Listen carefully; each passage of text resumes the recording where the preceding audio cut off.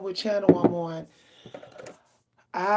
This video is so important to do right now that I actually decided not to go to two workshops so I could do this video for y'all.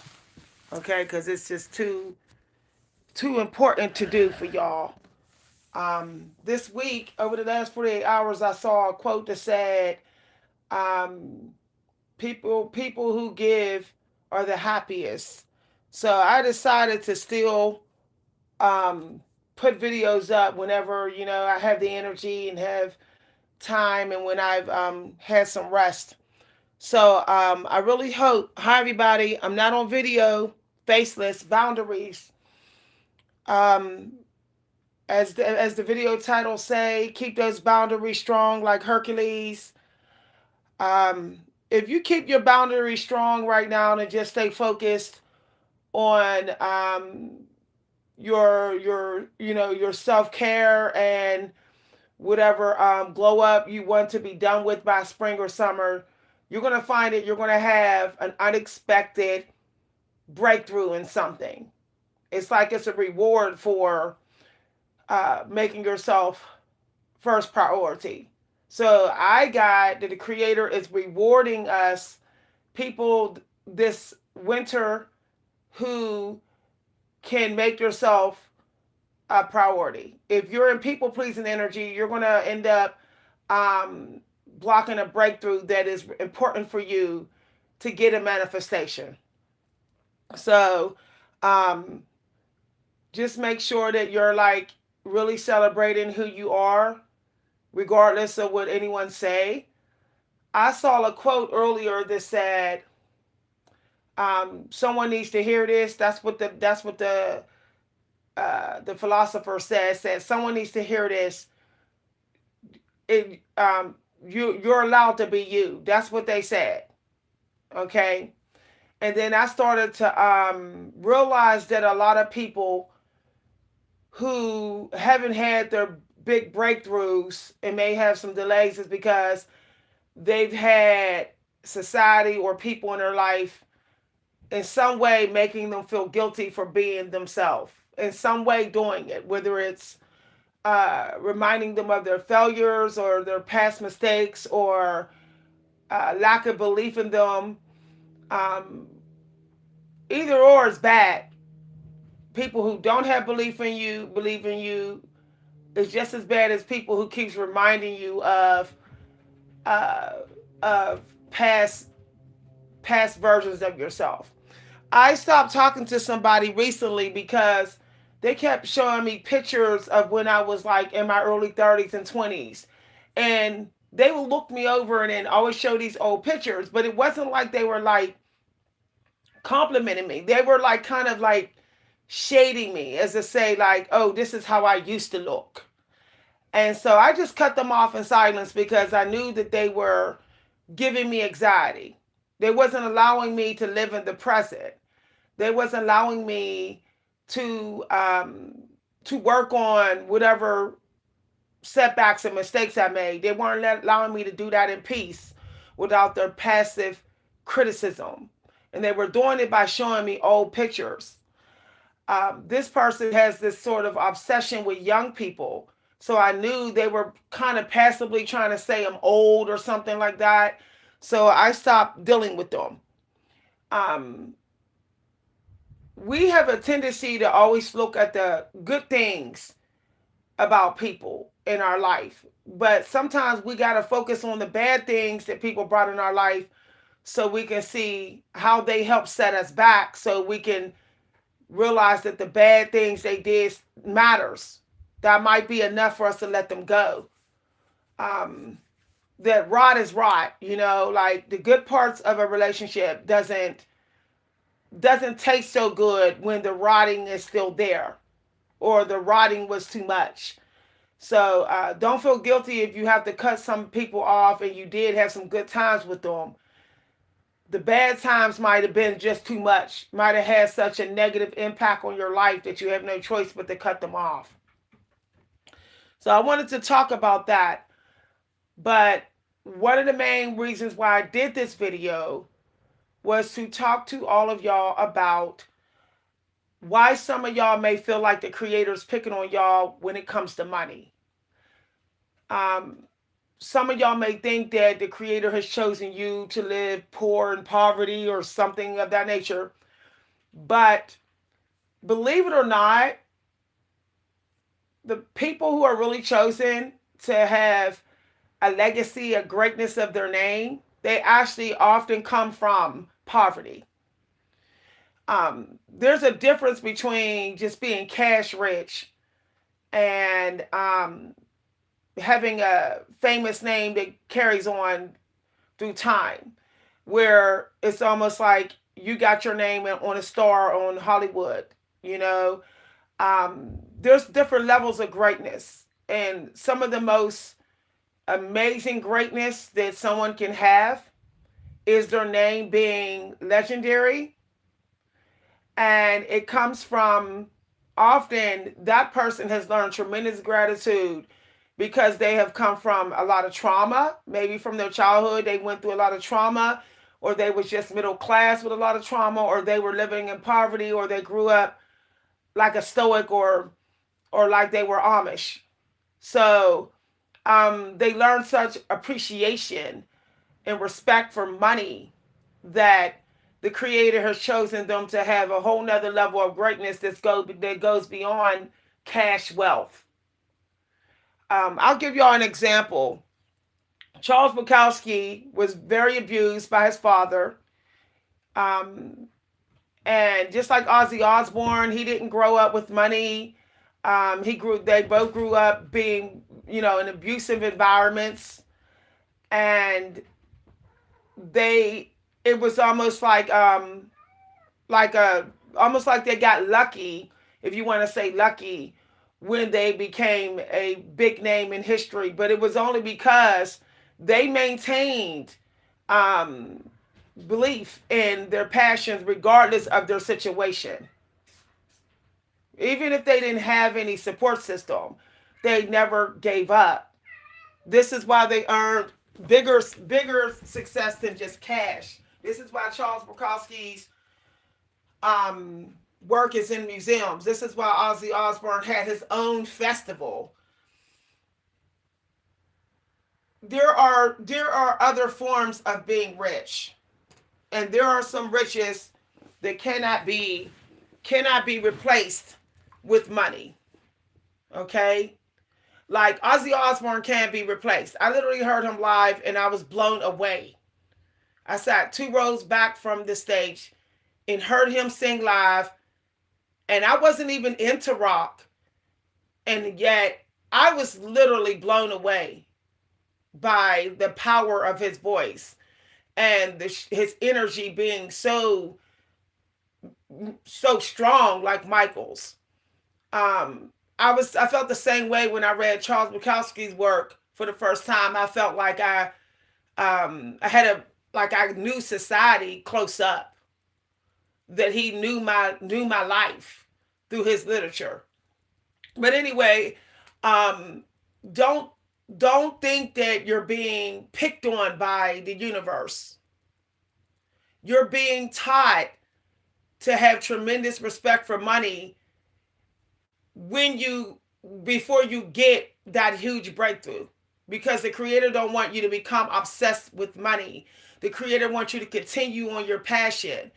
If you get all your money right now, let's say you keep getting money from this job, odd job, that job, then of course your burning desire for your passion is not going to stay strong. This is why some of y'all will find out, will wonder why, how come you're always going from job to job, job to job? How come employers never keep you on? How come it's hard for you to keep a job? How come people come and go? Because the creator keeps making space for that passion that's supposed to give you a legendary name. I recently saw a scripture number that blew my mind. And I've never seen this scripture number, and never in my life. And the scripture number said the creator is preparing you for financial freedom. Don't forget where you come from. Don't forget where you came from. And I have never saw that scripture number before. If I saw that scripture number, I know some of y'all probably saw that scripture number and you probably thought the scripture number was like this corny little number. But this number did not look like it was an abundant number. And that just goes to show that the people who are chosen for have a legendary name, they don't look, you don't look it. Like they don't look like it. Charles Bukowski do not look like someone who would be this prolific poet. He looks like someone that probably would be, you know, if we want to go by society, someone that just begs on the corner somewhere. He does not look like, he did not look like such a productive person. But that just goes to show, like, don't judge a book by its cover. This scripture number I saw did not look abundant at all. It wasn't like, it wasn't like 111 or 87 something. It was none of that. But for some reason I felt like I had to look up the number. So what I'm telling y'all is to be thankful for what you have. And being thankful for what you have does not mean, oh, don't not allowed to have more. It means be thankful of what you have that is high quality. Treat it really good. When you're close to the biggest breakthrough that you've been trying to have for maybe years, you have to treat the stuff that you have really well. Because for a while, the creator is not going to allow you to really spend money. You have to stay in the humble energy as you are growing money, as you are growing your passion that will bring you money. So you have to really appreciate what you have. If you have nice things right now and you're trying to have the breakthrough of your life and you have enough really nice stuff, I highly advise that you don't buy anything else. And it's not because of the economy or inflation, but it's because you need that the rest of that energy that can manifest money. You need that to put in your passion, not to go shopping for more stuff. Because then you're going to put out a vibration that you know you value more of the material things before the inward thing. And you'll put out a vibration that you already have a bunch of stuff that you were supposed to get once you have expanded on your passion long enough. So then you're going to get blocked with expanding that passion. So for example, recently I have been focusing on just being, not like, entrepreneurs talk about being, but the kind of being where it's like I'm being in the energy I belong in, the energy that I know that's always worked for me, the lifestyle, the way I would eat, not the way other people tell me I need to eat to look good, to get in shape, not the music people tell me I need to listen to be brilliant, not Elon Musk's advice. Literally just letting my own spirit tell me, just listening only to myself, ditching all the lessons that I got from all the different entrepreneurs and gurus and just asking my soul to tell me. And with that came like the ability to accept the blessings that I got, and realize that I started to realize that I'm more favored than I knew I was. The very fact that um, I know I could do things that some people will never be able to do, but I did not have that type of gratitude until I started listening to my soul tell me what to do. See, I think that gratitude leads to other gratitude leads to other gratitude. It's like a network of gratitude within us. But the skeleton key in that gratitude money energy comes from you listening to your own self most of the time, not always needing to go to someone else in books for solutions, not always thinking there's a better way. um so for example, I I started eating 3 meals a day, like full course meals, 3 meals a day, because that's what my family do. But when I went looking back into my childhood, I realized I never did that. I never did that in my teens and my 20s. But the funny thing is, I don't know how I got from that point, and I really don't care. All I care is that I'm back. Okay. So, and when you get back to your true self, you're going to find that your reality changes very fast. Your mind even becomes rewired somehow. Your flow state becomes easier to maintain. People are going to leave your life. People that's in your life right now is going to become complete strangers to you. And you're just going to be like, you know, just flabbergasted, like straight shocked that all this time you had a bunch of strangers in your life, but it just didn't seem like they were because you was transforming into them. You was losing the best parts of you, becoming them. So that's why they seemed like they belong. But really, a lot of people don't belong in your life. They're just there to give you a lesson. They're just there to remind you of something that worked in you and teach you the consequences of sacrificing the best parts of yourself that work for you. Once you learn those consequences that the people teach you, those people are going to seem like statues around you. Like, it's very weird. It's almost like they're not familiar anymore. When I started doing some self-care introspection, because introspection is still self-care, and introspection requires also time traveling. This is what I've been doing lately, and I noticed that there was big parts of me no longer present. Like, there was no longer the music I prefer to listen to. Somehow I just stopped listening to that music. And I realized that some of the way I would eat, it's not there anymore. The times I would go outside, wasn't doing it. When my energy would tell me to clean, I wasn't moving by my own spiritual rhythm. So this is why every time I would be close to a breakthrough, it would block. It would be blocked. I was blocking myself by not sticking to my own life rhythm. And this is very important if you want to stop delays in your life.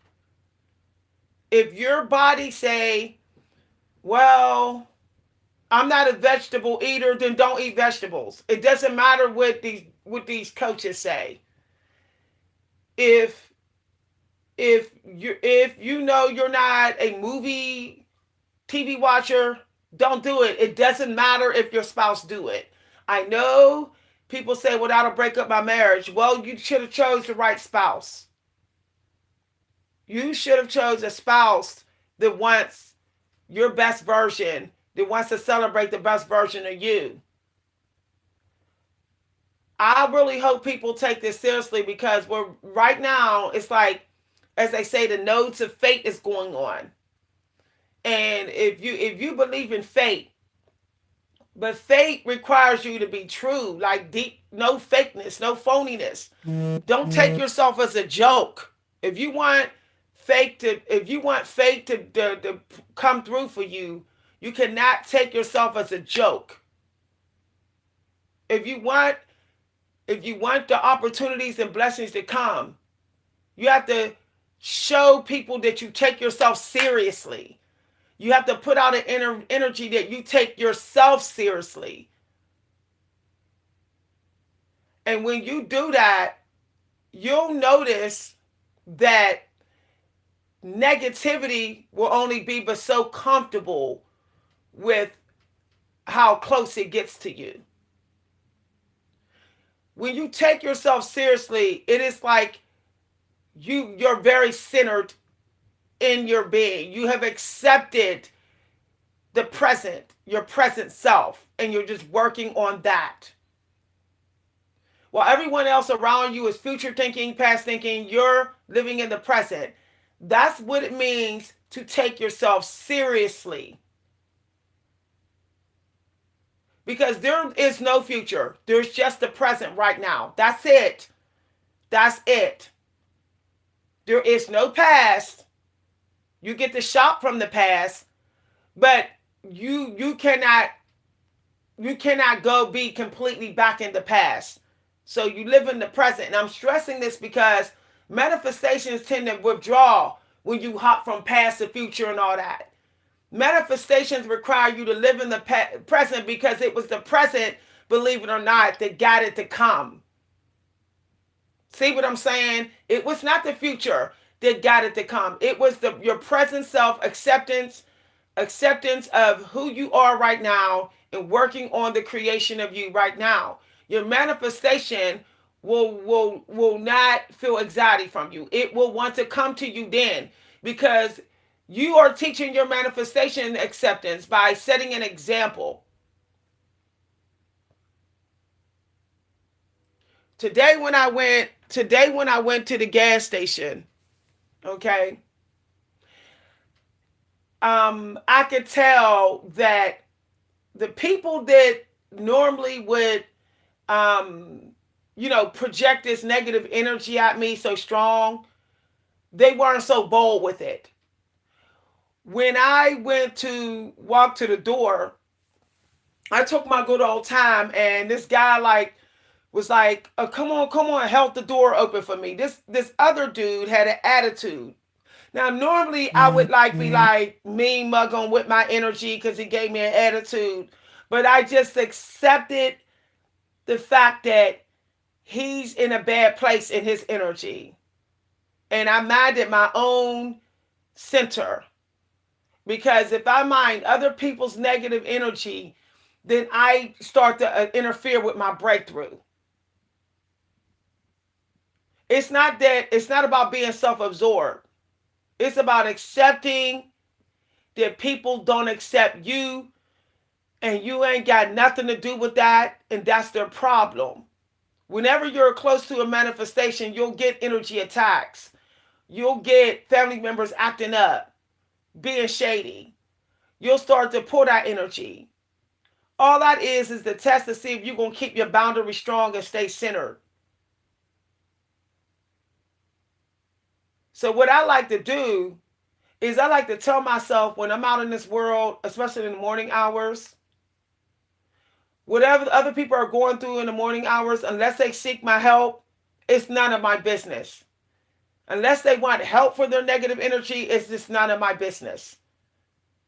Actually, I people's energy in the mornings because I know that some people they're not doing their mission or purpose so that energy can be cleared out. They're just trying to put it where they think it should be into some stranger out in these streets. That also what it means to have compassion. To be like, to I'm not going to put them down because they're negative. I'm going to actually just say, well, I have other things to worry about than this random person's negative energy. And I find that a lot of people who are miserable is because they're not being authentic. That's why. They're not answering the call of their soul. They're not doing what their soul is telling them to do. They're not listening. People who hate you are not listening to their own soul. They're not. When their soul tells them to go on walks, they don't do it. When their soul tells them to pray, they don't do it. When their soul tells them to take up a new hobby, they don't do it. They're so afraid of judgment and failure that they're not listening to their soul. So hate and jealousy and envy builds up in them when they see other people are. I think that a lot of people need therapy for just the fear and anxiety of being their true self. Once they can be their true self, they can leave people who are disrespectful. They can move out of their narcissistic parents' home. They can say, I'm not hanging out with that person no more. A lot of people right now may be talking about getting a bag, but what is the point of talking about getting a bag if you have not figured out who you are, like your authentic self, and just kept it real, regardless of what anyone has to say? Like, that's the key. That's the skeleton key. That is the skeleton key to manifesting your needs, to getting lucky,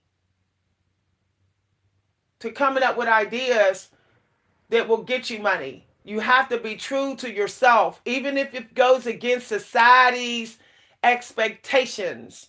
If you know you're not Christian inside of you, stop being Christian. Just because your family Christian don't mean you got to. If you know you are not into eating in the middle of the day, stop eating in the middle of the day all because you want to meet with your boo and have a friend and eat. Be true. Not be afraid to lose things and people at the because you're afraid that someone will think that you're selfish or stuck up. People who are powerhouses at creativity and ideas, even us great writers in this world, we really don't care what people has to say about us choosing what we're doing. We don't care.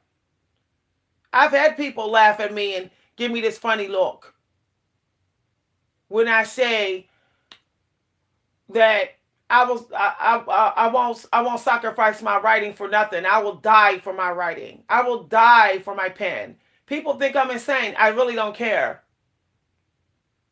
I've had people fall quiet and look at me like I'm insane. I don't care. How much do you mean to you? Now, how much does it mean for you to do what you do? How much do you mean to you? There's always time for you because in the end, it's just going to be you. Like, for real. Like, in the end, as you get older, the more it's just you.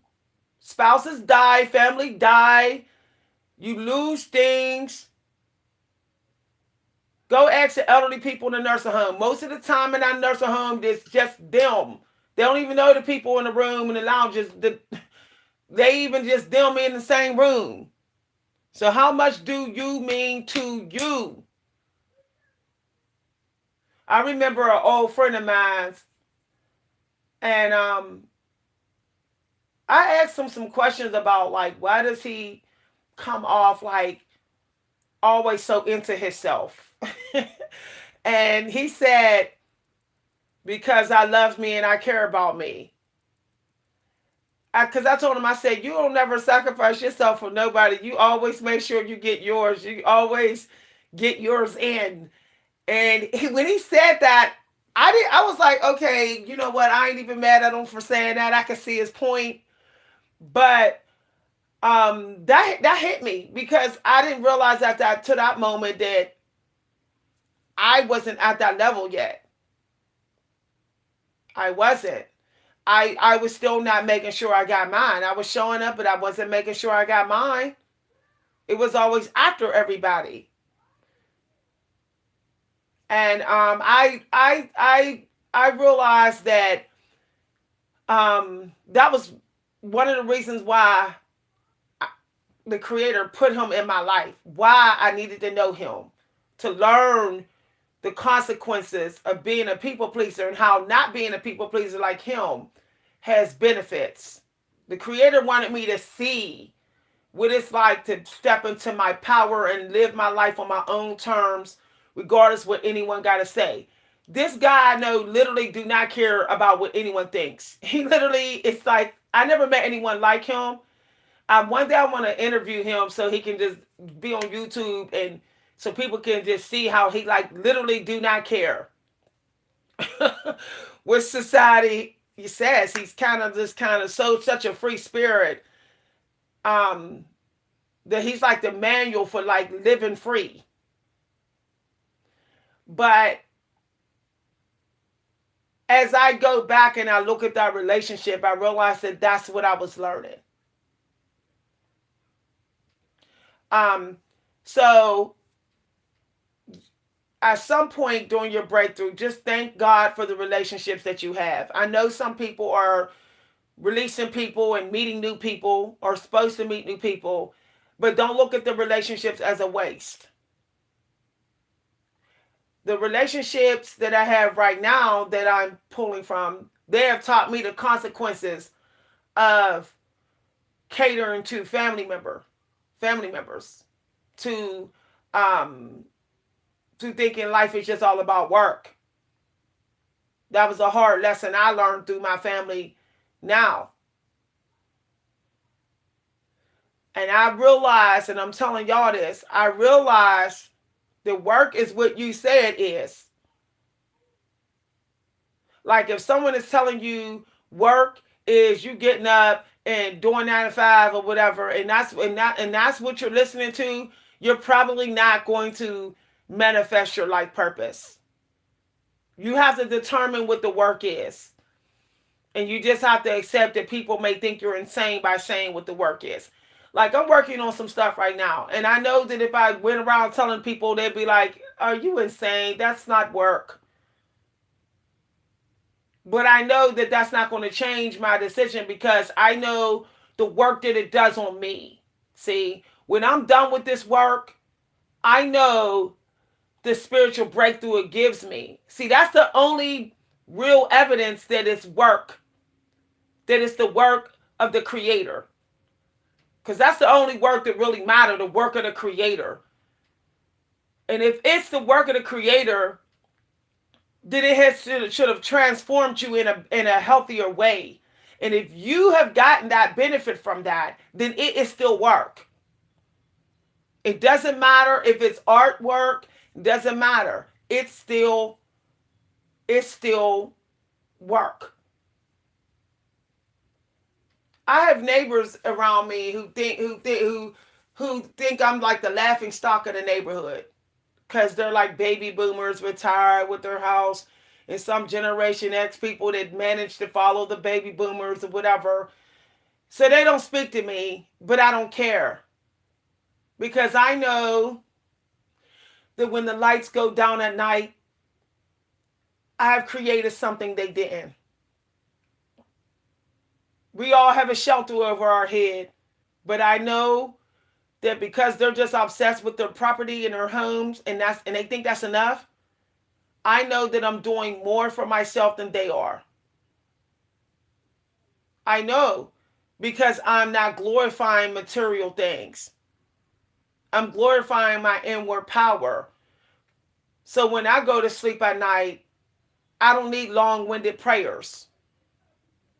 I don't need I don't need to show up at church every weekend. It's like I've been to church every day. I don't need to remember to go to church on Sunday because I glorify my inward health,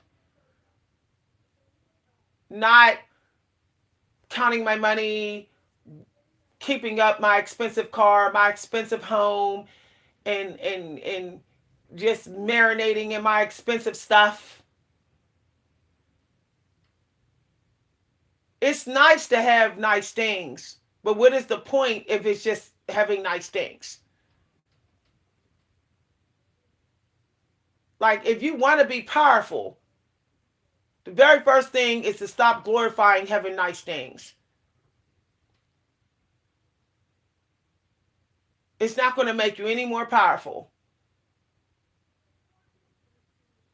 Quiet is more powerful than your nice stuff. Silence is more powerful than your things. Surrender the glorification of your things. And I'm saying this because I'm an African American and I know how my race is addicted to materialism. Over $2 billion, I think, a year is spent by African Americans on material things, on products. We spend the most money on material things a year, more than any other race. We got to get back to the 90s, to the early 80s and early 90s when we was more into inward abilities, going to performing arts schools,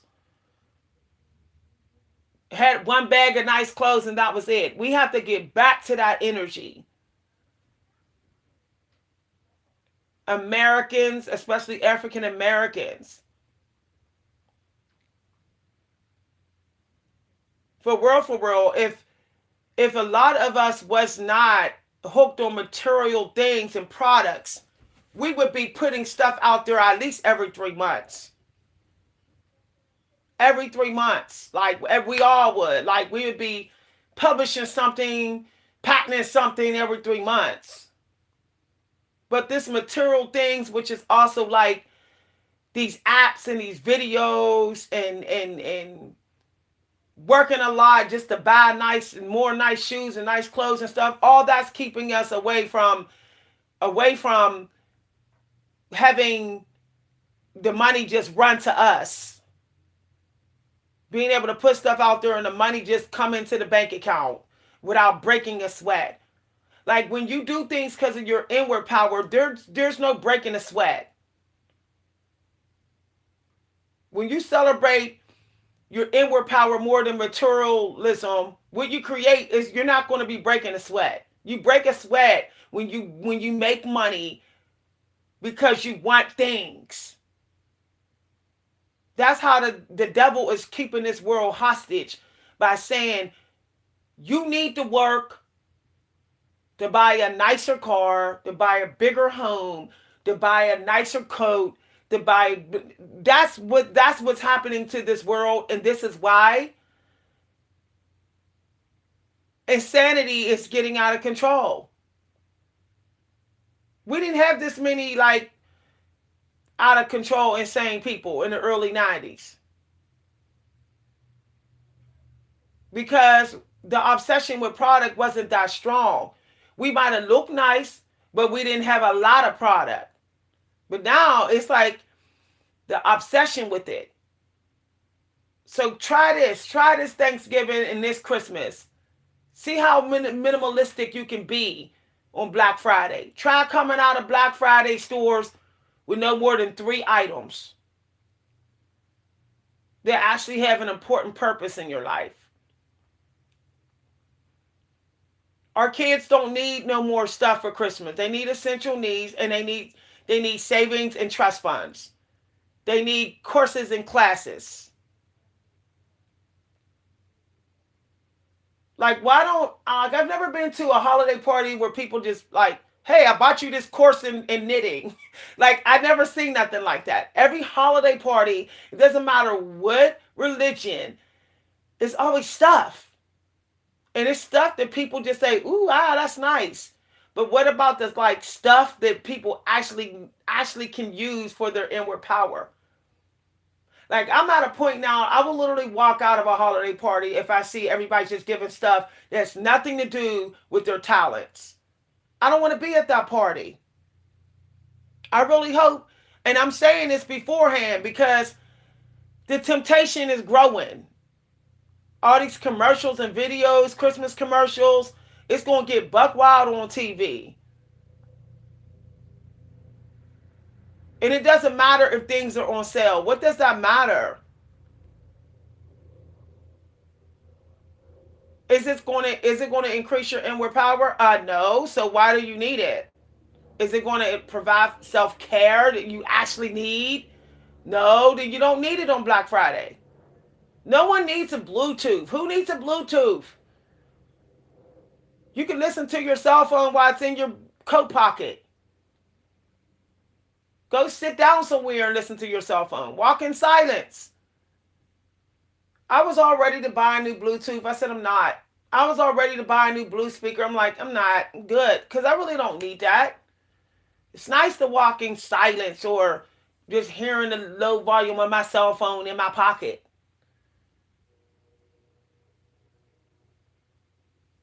Don't need more shoes. You need cleaner shoes. Clean your shoes. Like, for real, this is like the realest talk. I'm having this conversation because this is the stuff you need to talk about before saying you want this and that for Christmas. You want this and that for Black Friday. Spend 3 weeks like, how can I be just real mindful of what I got? I have a microwave, a toaster microwave oven I bought years ago. And you would think this oven is brand new. But only time you see people with like brand new looking microwave toaster ovens that they had for many years is when it's in like somebody's house where they're wealthy or rich. And I noticed this, like when I go to different people's houses, it's like their microwave will look, their toaster oven will look, like it's been beat up or it got food stains on it and all that type of stuff. And for me, that tells me a lot about the person. Like, for something like a microwave that was accidentally invented by accident, that has caused us to be able to cook things faster that our ancestors never had. People in the 1950s, I think, didn't even have such a invention that would spoil us, where we could just heat up our food, roast our food, bake our food, everything, and people don't take care of it. Like that tells me a lot about that person. If anything in the kitchen doesn't look new, if that don't look new, I know a lot about that person. That person is acting too privileged. If they can't even appreciate something that really makes a person so privileged, like a toaster microwave oven, then they probably ain't gonna appreciate me. I know that sounds wild, but um, I tell people, like, I live in an old home. I live in a generational home. But if you looked at all my electronics, right down to my microwave and toaster oven, you would be like, did you just get this stuff? You'd be like, did you just buy? I'd be like, no, I had this stuff like 20 years. But this is why I say it's important for people to not judge a book by its cover. You can live in an old neighborhood or an old home, but it don't mean you disrespect your stuff. And it doesn't mean you disrespect yourself. There's a famous quote that says, you are not your environment. The problem I'm having with my race is that we become our environment when we don't have to. You don't have to become ghetto because you live in a ghetto. You don't have to be broken and old and everything because you live in an antique home. For example, the guy who wrote No Country for Old Men, he was washing up in the lake, but yet he was very productive. He could have just went full homeless, but he didn't. He didn't let his environment change who he is. He was still a hardworking person, like Stephen Pressfield. He lived as a stoic, but the stuff he created was of someone that seemed like they was privileged. Like the foundation of your life may not be strong, okay, because of the aging, like your relationship or your body. But it doesn't mean the things inside has to be sick. You look at some people and you say, oh, they look old, but they're still they might still outlive you because inside they're not sick. Inside, their organs and things that make them who they are is healthy. You can't stop bones from aging. You can't really stop a foundation of a home from aging. You can't even stop the foundation of your family from aging. But the interaction within can still be healthy. This is why it's important to fan shui or fan shui your house so that you get the most positive energy in spite of the aging. You have to even fan shui your relationship. I know that's wild, but like when you're spending time with your boo, y'all should be in fan shui energy, fan shui energy. When you're on dates and you're having lunch dates, there's certain directions you don't face. There's certain things you don't put in a certain direction when you're together. The Asian people, they follow this. They follow this through and throughout everything they do. This is why they can live in such humble homes and still be so brilliant and genius and still look so clean and still be so fit.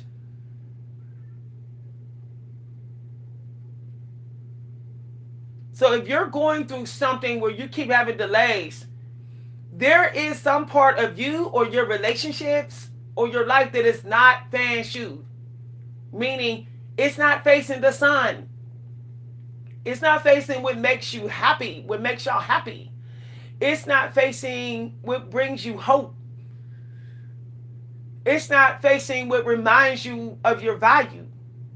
It's not facing the part of the compass that is light, brings light into your life. Because you live in a ghetto don't mean you have to face the dark all the time. Don't mean you always facing west or you're always facing the dark side. Your bed and your conversations is always dark. If anything, you need more light if you're living in darkness. And people who don't want to fan shoot the conversations and they don't want to fan shoot the relationship, then you got to let them have their own compass and take your compass and go. Like, you just have to go. Recently I tried to pull my relationship to more abundant light connection, but the person kept resisting. Okay? And it's because they're in a low vibrational version of their contract. So they are sacrificing the light with me to have a familiar light that they always had before they knew me. But they don't understand that that light's going to expire before me. See what I'm saying? They don't understand that I'm the new fan shoe. That sometimes even something that brought you abundance before expires. Its season can pass. They're not understanding that. That the people who brought them light growing up, their season has passed. They're still trying to expect to get it, yet those people are going through like mental health crises and aging crises for their mind, with their mind, and those people are in energy that is no longer abundant in this time period, and they're still trying to go and get light from them. And they're staying stuck. But if I keep on trying to pull them into the new light, into the new season, then I'm gonna get stuck with them through their resistance. So I had to just say, well, um, it might be another 10, 15 years before they realize that season is just keeping them stuck. But it's not my responsibility anymore because I can't be stuck with them. I hope that some of y'all realize that trying to make people see the abundant new season they can be in, and they don't want to because they're afraid. They're afraid of transformation. They're afraid of the least familiar abundant season, that you will get stuck with them. You know, as the quote said, drowning man will always try to take somebody with them. I realized I was running around with drowning people. I wanted to start businesses and companies and stuff.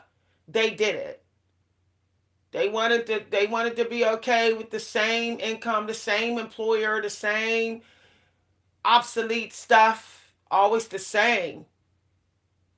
And I just kept being the same. But once I recently said I can't be stuck with them no more. See, let me tell y'all, our contracts, our life contract has an abundant time period, like a time period that's the most abundant. And if you don't make the hard releases that you've been fighting to release for a long time, then you might end up getting stuck throughout that next most abundant period, and then you end up dying with unfinished business. You end up dying without that contract complete. Usually the thing that you have been more stressed out about, more fighting with, more the most resistant, and it's often for a lot of us, it's often a person or a relationship. All you got to do is get rid of it, and the floodgates with your breakthrough will come through. You'll catch those synchronicities. You'll catch the opportunities. It'll seem like kind of freakish that all your thoughts is manifesting so fast. You would not believe how a very resistant, strained relationship can block your power to manifest with your thoughts.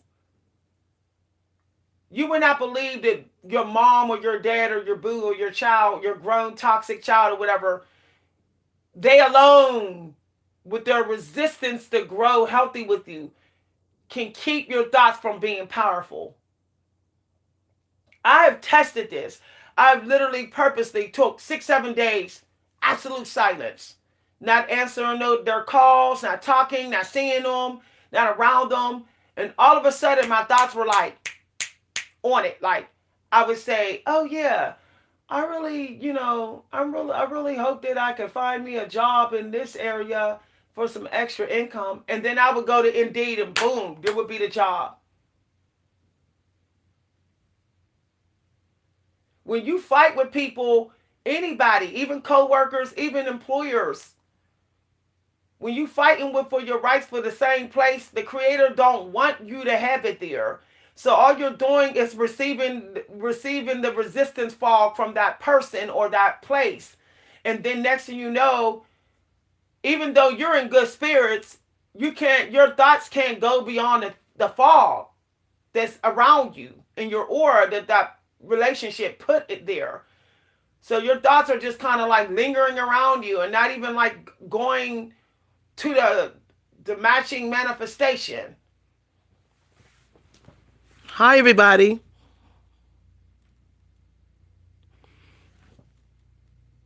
Yes. If you have very little but nice stuff, you are way more powerful than these celebrities. Like I'm telling you no lie, like I never realized I once upon a time if somebody told me this I would say that's baloney. But I have seen that stuff happen to me over the last 10 years that I just cannot explain. Like when I did a little experiment where I was literally just like wearing just only my nice stuff, and it was like a bag full of nice stuff only. I started getting downloads and downloads and downloads for this channel, like endless downloads.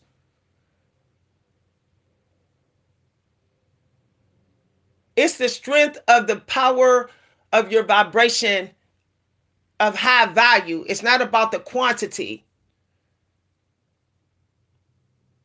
I can remember I can remember having so many dudes wanting me, so many rich people just thirsty for my energy, y'all. This was back in like 2000. But I swear to goodness, the only two pair of tennis shoes I had was Nikes. They were Nikes, and each tennis shoe was like $80 on sale. And I might have had a bag of clothes. I actually have the picture to prove it, where you see two little stacks of clothes on a chest that I just brought up from the laundry room. And that's all I had. But if you look at the clothes, it's like silk, satin, velvet, velour. It's like real high quality, real nice stuff. And I had two shoes. There was baby doll velvet shoes and dress shoes.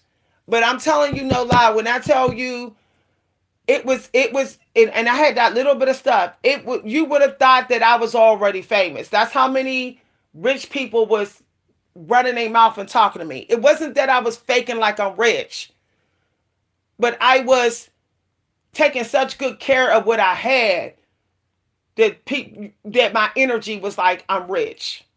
See what I'm saying, y'all? Oh, thank you very much, Antonella. Oh, thank you very much. Exactly. Like, I'm going to tell you, if you want to know a lot about a person, look at what they have on their table and look at things that give them a lot of privilege, like microwaves. Okay? Like, microwaves spoil us so much, it's ridiculous.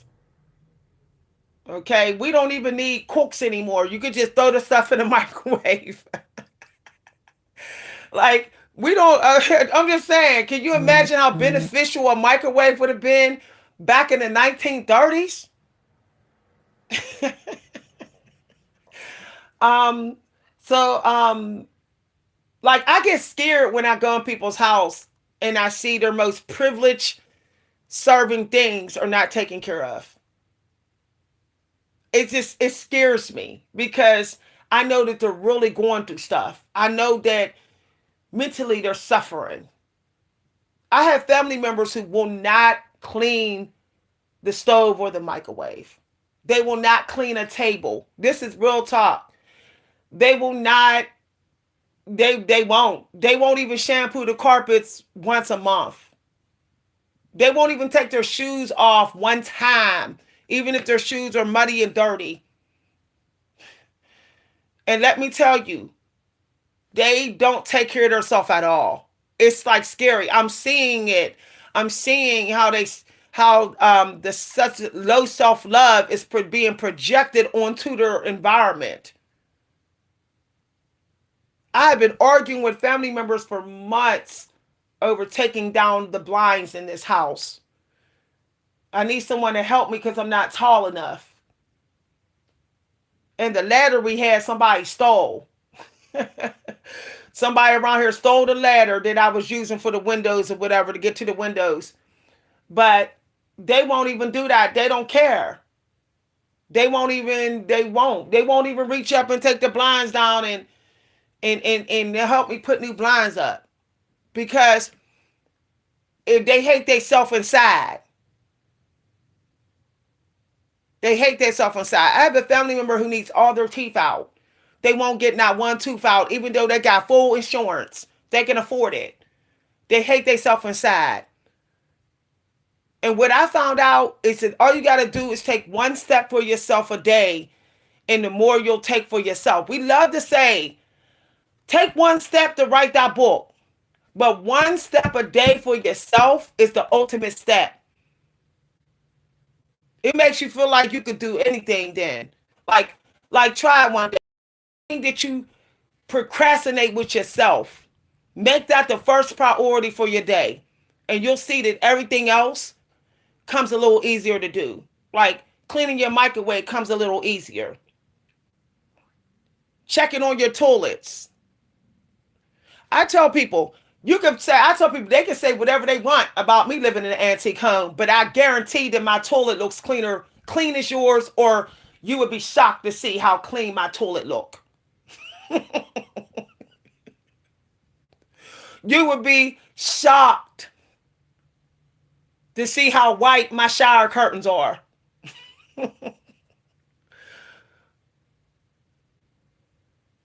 You do not have to become a product of the foundation of your environment. You know the foundation of your family's trifling. You don't got to be trifling to yourself. You don't got to be trifling in yourself.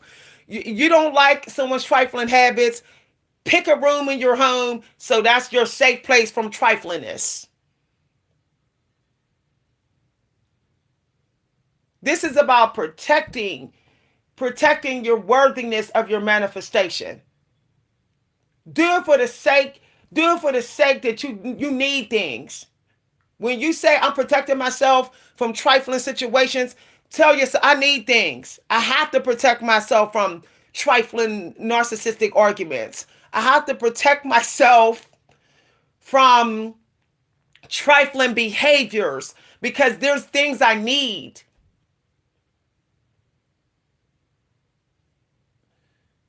A lot of people will give you your needs for free when they see that you have been trying to protect yourself from trifling behaviors. Take care of your skin, because I'm gonna tell you something about skin. Okay, when you don't take care of your skin, people immediately think you're trifling. It doesn't matter what you're wearing. My mother always told me that. Like, if you don't take care of your skin, people will be like, I don't care what you're wearing, you're trifling. I, like, serious. Like, if you could go to the doctor and you're trying to get free stuff, those doctors ain't gonna be so quick to give you discounts. They can look at your skin and see how you treat yourself. The skin don't lie. The skin will always snitch on you. Your skin will always tell people what you're going through. If you don't take care of nothing, take care of your flesh.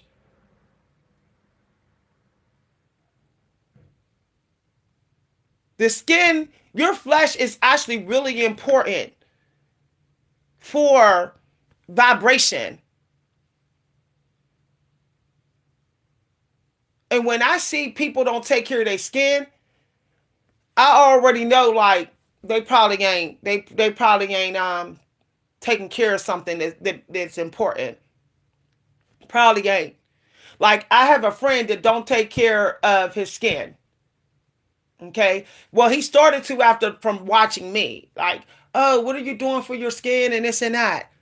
But I noticed that the weeks he wasn't taking care of his skin, I noticed he wasn't washing his toilet either. Like, I'm serious. If you don't want to look bright and fresh looking, you're not going to be like, you're not going to worry about your toilet. Like, it's almost like you're going to project, that onto the things that need to be bright too. This is why Asian people got such bright, clear skin. But if you notice, their toilets are very bright too. Their toilets are always real clean. And believe it or not, all that is the reason why they're so abundant. Okay, why are they so abundant? I always say there's even if you have a couple teeth in your mouth, those teeth should be white.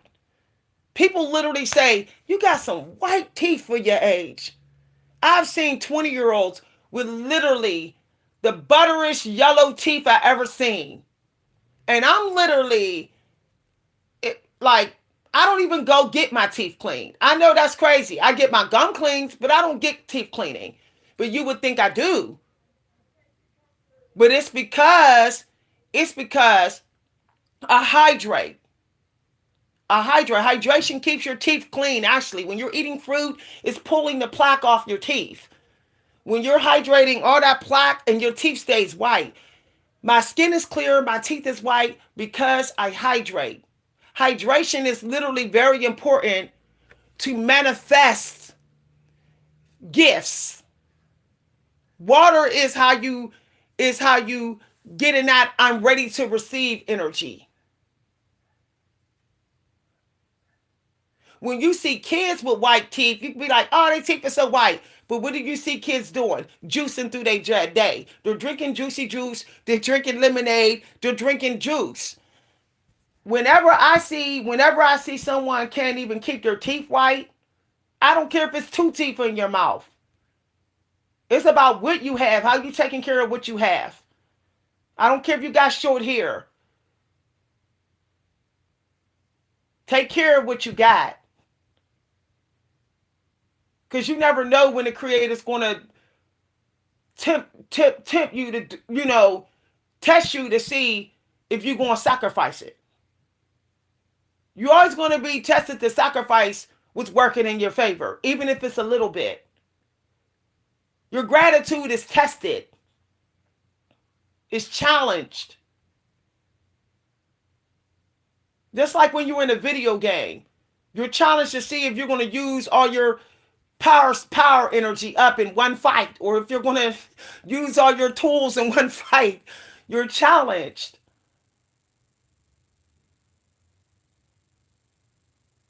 If you spend too much money on nice stuff, but you know it's not working for you, it's not you, just take the hit and throw it out. Just take the hit. Like, I know that's like, wow, like you'd be like, damn, man, it's like $100 I'm like getting rid of. But you know it's not working in your favor. I literally threw out 2 bags of like jammies A lot of it was jammies. Their season had passed. They were like kitty cat jammies or whatever. And I noticed my family member like went through my bag and then sealed it back up. They wanted to see what I was throwing out. Basically, they wanted something to say about like why you throwing this out. I told them, mind your business. Don't worry about what I'm throwing out. This mine. I said, you may say that it's nice, but I'm done with it. You may say that, oh, grandma paid $50 for it, but I'm done with it though. It don't matter. I'm done. And I know that it can't really serve anybody else because I know how that what it gave me is done giving that. So it goes to the trash. And it was hard because some of this stuff I threw out, like, great grandma gave me 20 years ago, the Christmases when people were alive.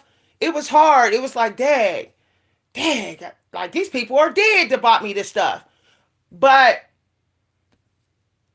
we are supposed to be letting these dead people go. Just because we love them don't mean we keep that stuff that they gave us. If it's done serving us, then it go to the grave with them. Like, let it go. I threw out so much stuff that my mom gave me that I'm down to a flannel and a book. That's it. I got a picture of her death certificate stuff, this flannel thing that we picked out together that she bought for me from QVC. We had uh, matching blanket flannels. So the only thing I kept was that and the book she gave me as a Mother's Day gift. And I know people say, but your mom is dead. Why would you do that? Because I have to let her go. She whatever she gave me, I didn't got. And whatever she gonna give me from the other side ain't physical. It's metaphysical. It's lessons. All she can give me from the other side is lessons. That's it.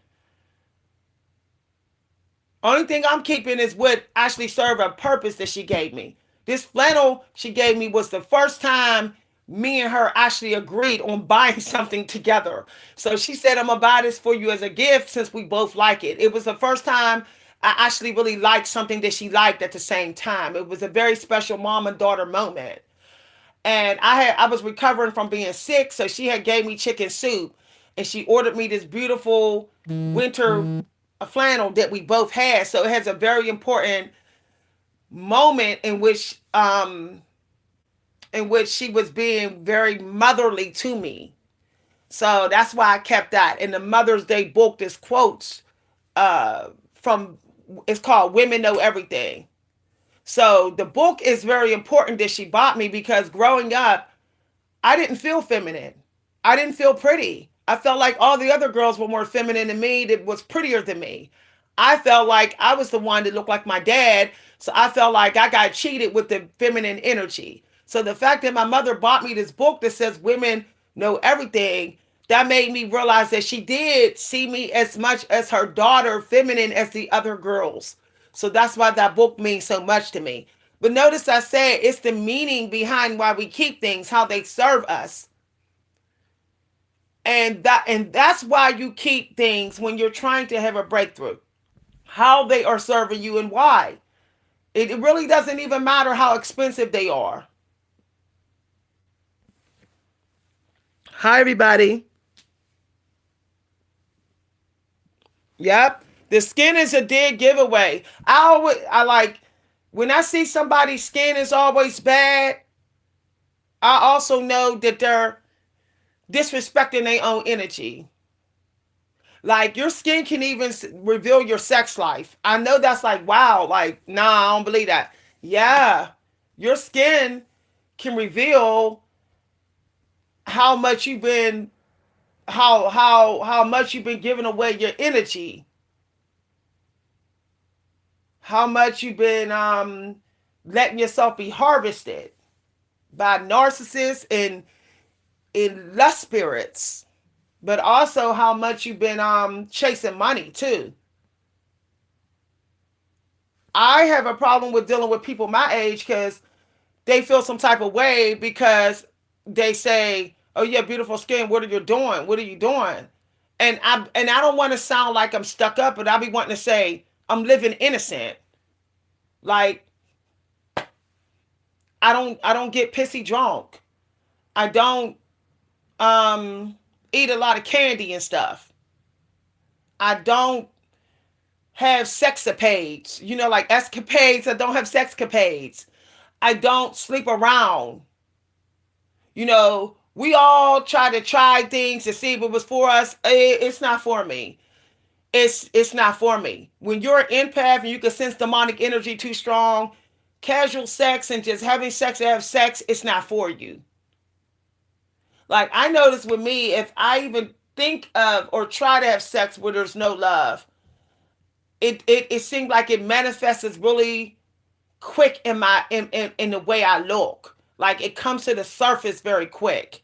So for me, it's like too high risk of my health. Do you know that your soul has an immune system? Your soul has everything the body has. So if your soul is sensitive, if your body is insensitive to infectious diseases of of energy, of toxic energy, then so is your soul. So for me, I can actually feel like if I like, let's say somebody tricked me and be like, "Oh, I love you," whatever, and then I sense that they was like cheating on me because that's happened to me before. I can actually feel the slime of their cheating, even if I don't know how they cheated. It will feel like somebody just put sewage all over me. That's just how sensitive I am to toxic sexual energy. I've actually gagged and went.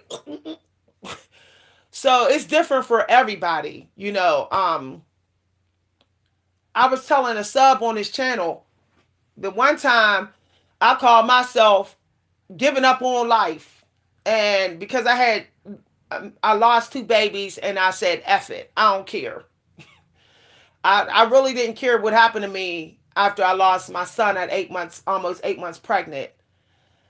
Um, so I experimented with something. And that's when something that I did told me how how sensitive I am to demonic energy. Twice, two things I did. One of the things, the demonic energy was so bad, the person I was with, what they were doing was so demonic, and it affected me even though I wasn't doing it, that I ran for my life. I ran through the dark all the way home for my life. And I really thought that I was going to go to hell because I was with them when they did it. That I never hung out with the person again. I would not answer their calls. It literally freaked me out energetically that bad. What they did, there was a psychopath and I didn't know. They just did some random psychopath, and y'all can pretty imagine what I'm talking about. They just flipped into some psychopath energy and snapped on a random person and was basically did not care if they killed somebody. And I happened to be with this psychopath. I did not know there was a psychopath right away, even though I said something's off with them. But the energy was so demonic when I looked at them and I stood around them for a second when they did what they did, that I literally ran for my life. There are times in your life in which you're tested where you'll know like whether you're really divine or whether you are supposed to be, whether you're forbidden to experiment with uh being on the dark side. Where the consequences would be heavy. I had another situation where I had a lust spirit jump in me, and it was right after shortly after I lost my baby, and my relationship broke up and everything. And I had a lust spirit jump in me. And I said, F it. I knew it. I said, I'm just going to listen to it. F it. And I'm telling y'all no lie. I could sense the demonic energy in the room with me and the person so strong that I literally was like, I'm good. Like I literally just like said, go on, like go ahead. And that was like a transformation I had where I learned about how important it is to be mindful of your energy, because at that time I wasn't manifesting no money. Nothing was going right for me. Nothing. Okay? But I was not being my true self. I was trying to be on the dark side, and it wasn't working. And I knew I was being fake dark. I knew that I didn't have the capability to naturally be dark with myself. But I tested myself and I failed the test. I was not able to just be in the dark like that. And this was years ago. And that was when I said, I'm not shacking up with no guy again. It's either I get married or I'm rolling. And that was the first transformation. You'll always have some there'll be the ultimate temptation right before you're supposed to have a whole new breakthrough your chapter. Mine was lust. It's different for everybody. Mine was lust and alcohol. And when the warning came with a demonic energy with it, I was at a crossroads in the room, and I decided that I wasn't gonna follow through with the demon, and I rolled. I actually was like told everybody like y'all could go ahead with this drinking and whatever y'all doing, I'm good. And then I ended up getting married, like maybe about 3 years later. Okay. Hi everybody, I'm sharing my story. I hope this is inspiring. You're not on live video. Oh, okay. Yeah. So, and I remember y'all, and when I look back at those pictures, when I was like real wasteful with my energy momentarily, y'all, I had this weird, this shadow on my face. It was like I was not in the light. This was after I lost my baby. My skin, y'all, if y'all saw my skin then and now, you'll be like, who the hell is that, Miss V? I'm scared. I'm glad you broke out of that. I looked at like I was like a hardcore wino that been sitting in a fog of smoke every day of my life. I can't even look at the pictures. It's like, ooh, like wow. I think I was near death. I think that it was that if I didn't keep away from those environments and people, I probably wouldn't be alive today, for the simple fact that I probably would have had um I think I would have had like organ failure, because I noticed I started having organ trouble too. But that's a different story. But I tell people like I wasn't even as wasteful as some people like years of it. I just did one whole year, and it cost me my gallbladder. So you never know the price you're going to pay being wasteful and toxic with your energy. People always think that they could just go to rehab and they could just change, but the damage might be like it'll cost you. So for example, like my one family member, they have a habit of they always sit up at night eating junk and candy and stuff, and they always been into like um just a lot of junk and everything. And that was their temptation. And they lost every single teeth in their mouth, and they're having like blood sugar problems. But because they would sit up at night and eat like sweet food and sweet junk food, they didn't know that was a demon that was blocking their energy. And they wouldn't even make their own money. They wouldn't even get a job. They was like so dependent on everybody. This is the true story. Okay. Now once they got, well, I believe it was me that was the inspiration for them, because they had told me and confessed to their late night junk food eating and stuff. And I started motivating them to eat healthy and talking to them about healthy stuff and taking them on walks and field trips with me. And, telling them to, to like live their life and stop buying things or whatever. So I guess they finally sat in their head and they, got mindful with their diet.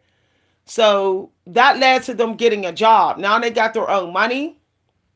They're walking, they're literally walking, and they normally don't walk anywhere. They just hop in cars and Ubers and stuff, but they stopped doing that. Now they walk to the bus stop, they go to their job, they saying they're getting their teeth fixed, you know, they're not dependent on nobody.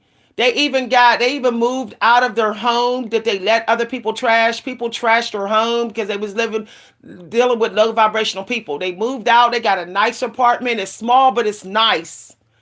You know, and they basically didn't take much with them. They started over from scratch. They're literally in their 40s starting from scratch. It's never too late. Okay? You just got to be willing to say, I'm going to live in the present and do what I can do now, but I got to stop this toxicity. I was dealing with a greed demon. A demon that kept telling me, buy more stuff, get more stuff, eat more food. Not necessarily unhealthy food, but just eat more food. I could literally hear this demon. So I decided that I was not going to just obey all because the voices around me. I was going to stick with who I was before that voice showed up. See, there was a point in time that you was mindful before you heard that voice. All you got to do is return to that reality, that part of your reality. Like add and subtract in that reality. Your life is like a canvas. You pick and choose if you drew it with a pencil, what you erase and what you keep. So for me, it was, I got to go back to the drawing board back before this voice showed up. And what I did was I said, okay, back before this voice showed up, I was never home in the morning. I always was out of the door by 8 a.m. And I normally really primarily only ate protein and maybe a little bit of juice. I really didn't mess with carbs on my first meal. Normally when I ate carbs, it was like 2-3 hours into my day at least, like grains. And it was always by themselves. But yet, I don't know how I got so far from like eating grains by themselves. Not by themselves. And I don't care how this voice was able to stop me from eating grains by itself. I'm just not going to keep doing it. I know that my body wants grains by itself, like a horse. You know how a horse wants an apple, and then maybe 3 hours later, the horse be like, give me grains. I'm a horse. I eat like a horse, where the individual meals have to be like, food has to be on its own. I know that sounds ridiculous, but that's just my energy. So I decided to find out why I couldn't get back to that. And now the missing puzzle piece was that I was at home. That was the problem. So I make it my personal goal to not be home between 8 and 9:30 a.m. to make sure I'm out that door. For some reason, this demon wants to come for me between 8 and 9:30 a.m. every single day. I don't know if it's a demonic spirit that's been stalking this house, but I'm pretty much fed up. So I just say, I can't keep it. For some reason, I can push it away, but it just keeps coming. So I leave. There's always a way to escape the demon. Sometimes you just got to leave and stop trying to fight with it. Just go. I know that's crazy, but sometimes running away is the best solution, because everything else is just a waste of your energy. So by 8:30 a.m. I'm out. I'm out the door. But if I get up before 8, I notice, like when I used to get up before 8, I would never ever leave my room. I would never go to the kitchen unless I would go to get some tea. So I went back to that script, and I noticed all my cravings, everything just never, the toxic parts of me did not show up today. And I noticed that even when the voice showed up again last night at between 8 and 9 again, it wasn't that strong on me. I was able to defeat it. See, if you are having trouble getting through obstacles, there's something probably that you're not doing that you did before that would beat that obstacle. You got to just figure out what it is. So, I couldn't, for example, I couldn't get my PDF cleaner. I needed to clean it up more. I said, what is the problem? Why can't I clean this PDF up? What did I do in the past? And then I realized what I did in the past was that I always wrote my stuff up. It was always in a certain font, and I had a thing for typewriters. So because my PDF was not in the image of my writing, my metaphysical self prefers it to look. My metaphysical self was not showing up for the PDF. So I had to basically start adding some color, and I had to change the font. And once I changed the font, it was like, okay, the thing that I started flowing. I know it sounds ridiculous, like, oh, just the font type and the color is what blocked you. You would not believe how the most silliest, stupidest things is keeping you stuck.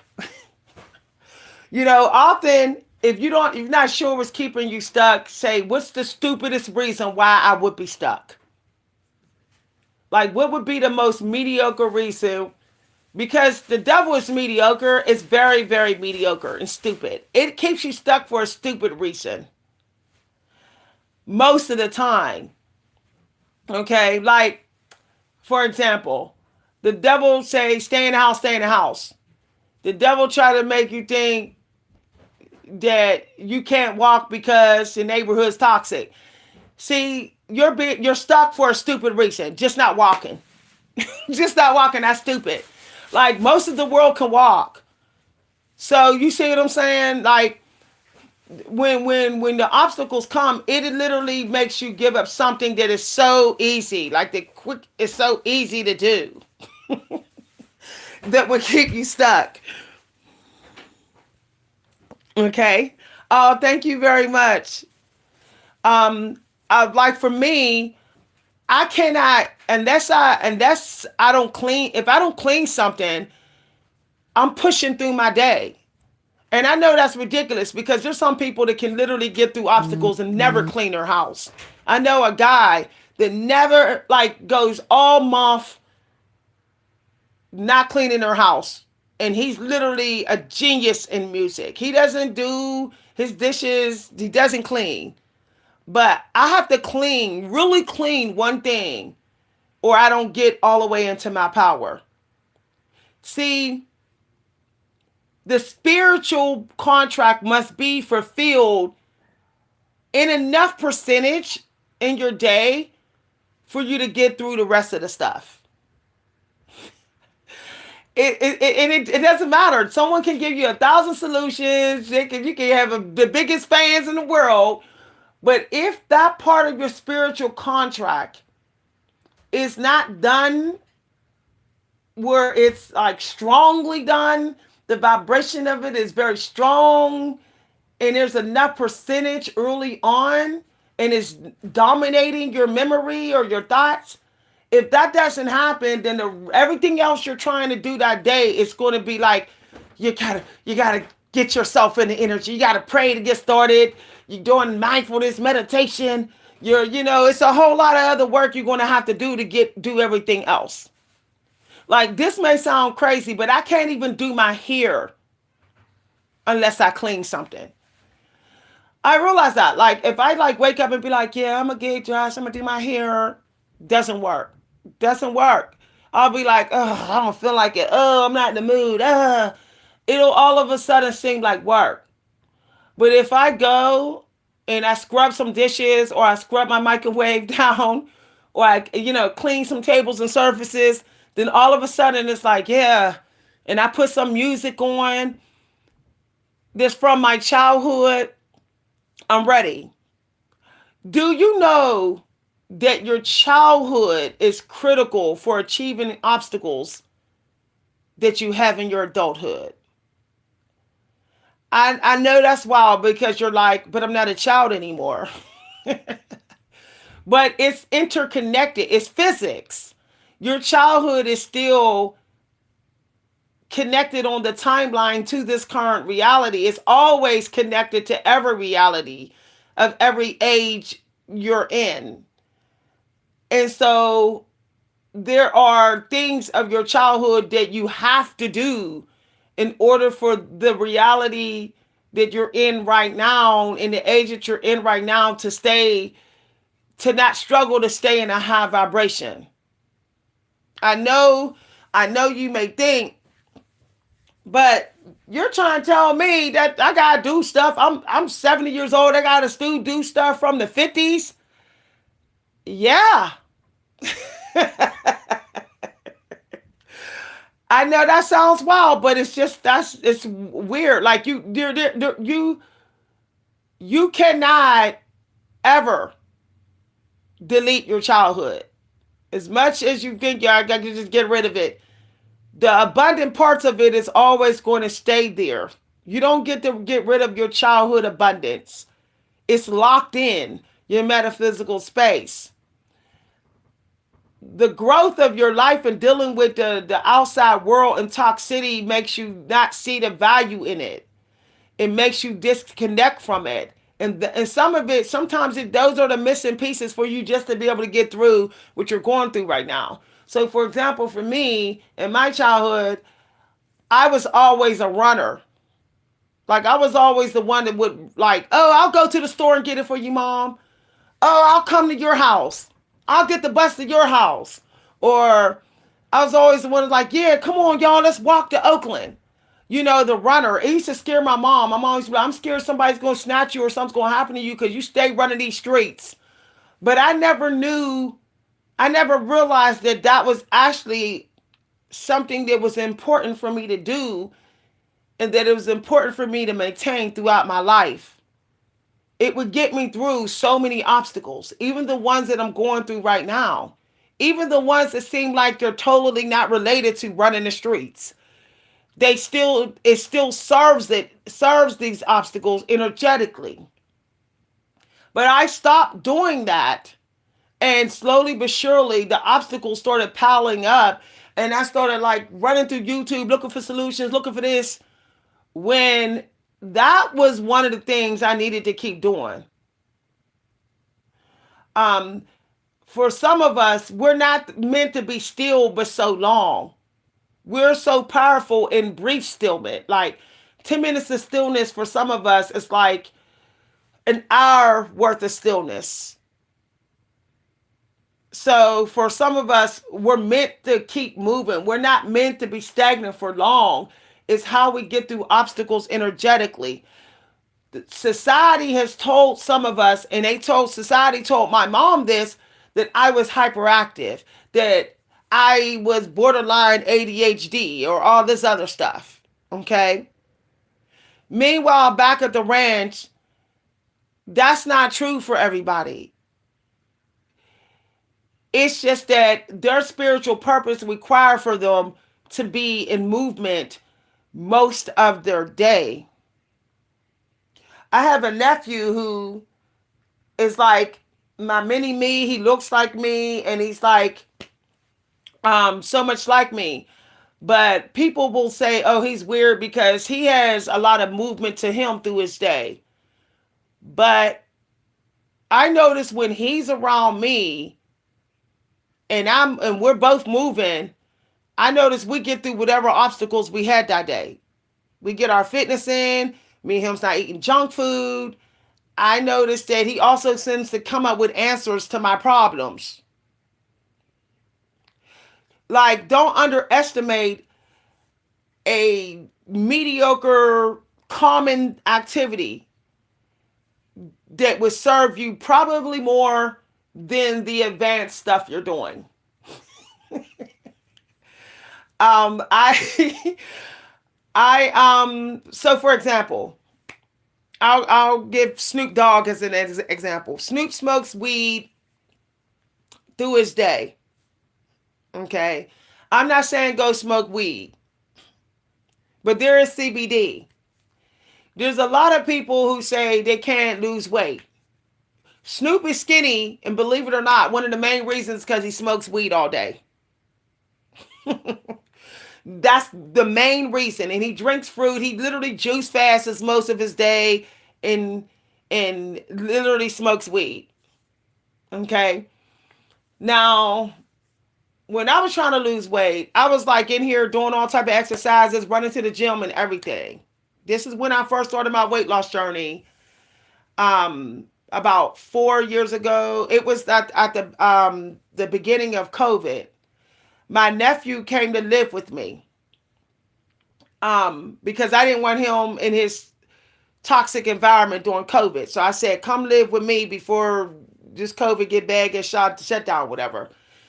So he was like, I was like, I'm tired. I'm doing all this stuff. I can't lose weight. He was like, Auntie, look, all you gotta do is smoke CBD and then eat fruit. Like CBD, don't don't eat before you smoke the CBD. Just smoke CBD and eat some fruit. Smoke CBD, eat some fruit. And I said, that's not gonna work. That's what I said, y'all.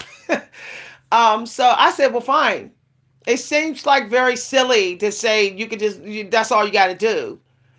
Um, so he went and got like sunflower seeds and fruit, and then he said CBD. So I got this big bowl of different sunflower seeds, and I had fruit. It was sitting on my table.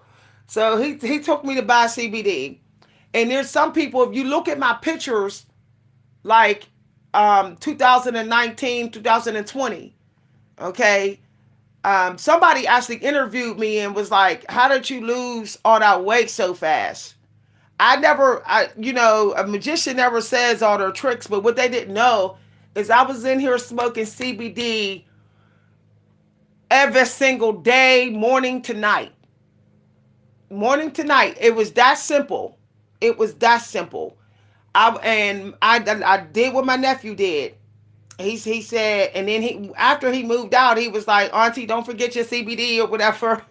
So I smoked so much that year. And I remember that my hair grew like long.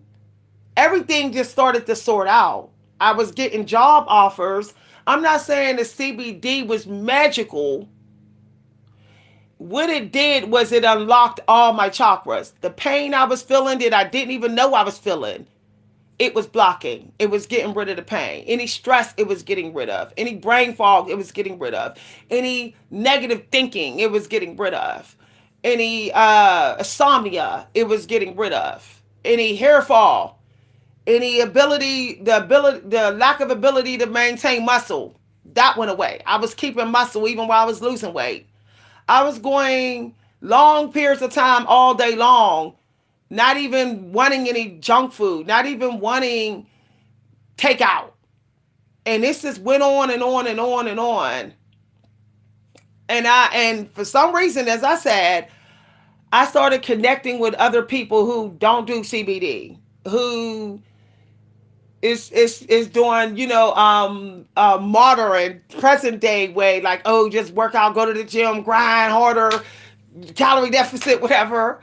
And I noticed like the weight started coming back on again. Now recently, I said I'm gonna go back to what my nephew said. So my daughter brought me over this little vape pen of CBD. Now my daughter is like nice and lean with a small weight, and she also smokes CBD through her day. Him. So I got me some, and I noticed the benefits is back again. All the benefits is coming back. I noticed my waist is going down faster. I'm telling you, there is always a skeleton key to get through obstacles. Sometimes you don't have to take the hard path. You just need that skeleton key. And you have to be willing to use the skeleton key, because a lot of people aren't. A lot of people around you aren't. So that's why they're going to judge you. Like if I sit around most people and I smoke CBD all day, they're going to be like, "Oh, you're a CBD head," or whatever. But see, that's a skeleton key, because it does everything for your body and that you need. Okay? Even processing protein and omega, it even works on that. It even gets rid of migraines. It even gets rid of arthritis. Every single thing you can imagine, CBD helps you with.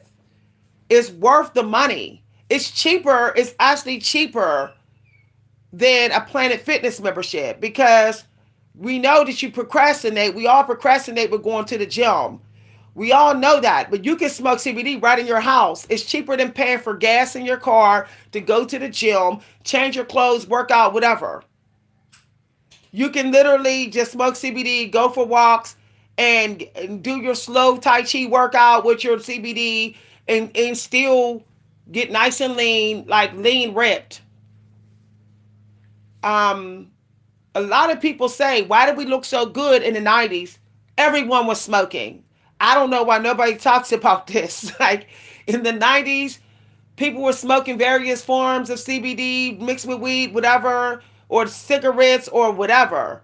Everyone around us was smoking. I'm not saying that everybody smoked, but what I'm saying is your time is too precious, and it's still going by while you're using all these different keys on your keychain to get through your obstacles. Get the skeleton key. Find out. Even in your art, there's a skeleton key. Believe it or not, there's always a better key. The key that you can use to get it done faster. So, for example,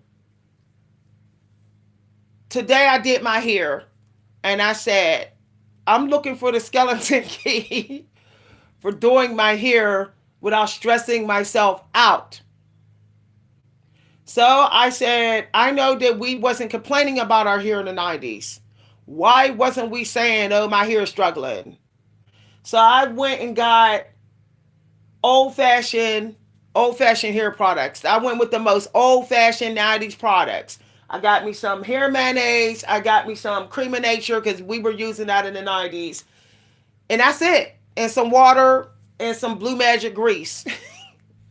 And I did exactly what we did in the 90s, which was the lock method, which we put the leave-in conditioner in. We might have put a little bit of grease in, and then we put the cream in. But we used the mayo conditioner with a plastic cap before we did it. I did the exact process. What happened? My hair was super manageable. I floated through the hair. 2 hours was cut down on my hair time.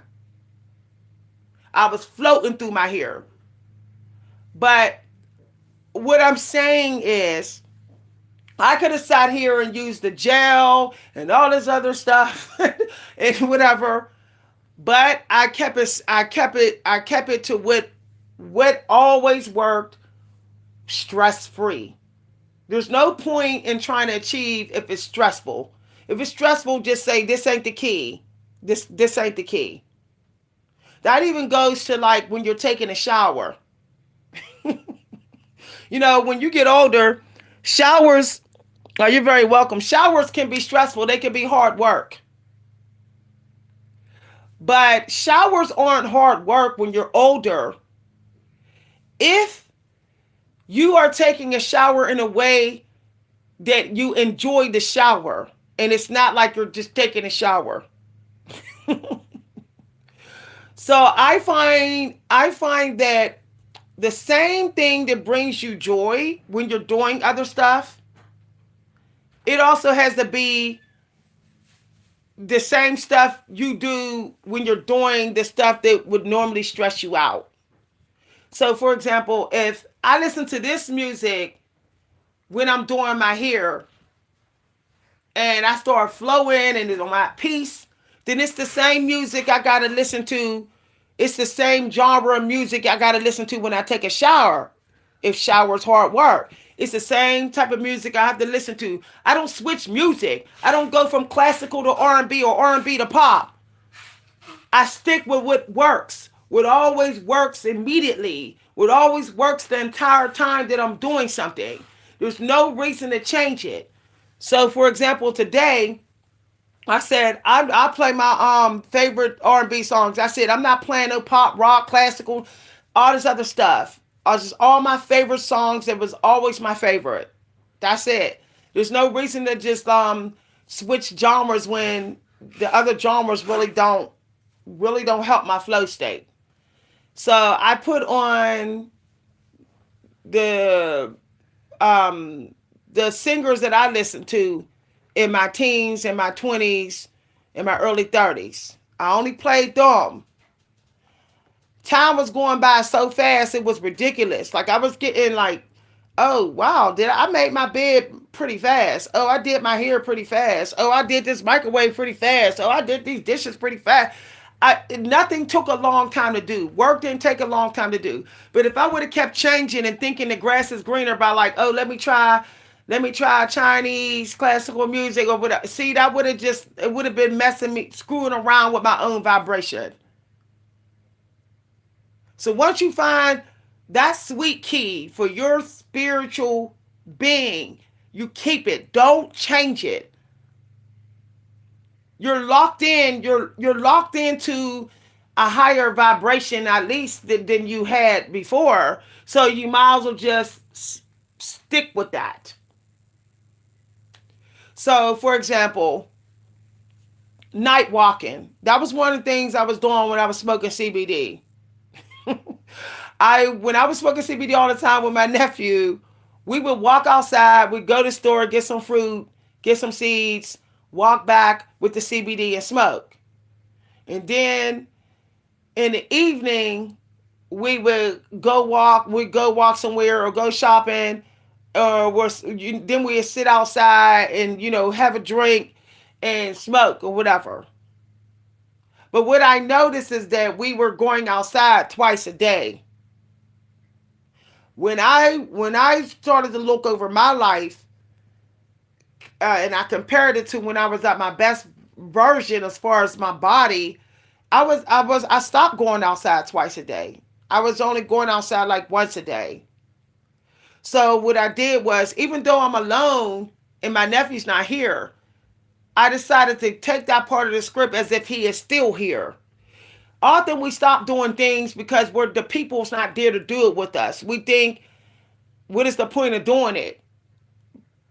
But if it was working, you still do it. So I'm still I'm still going on the script regardless.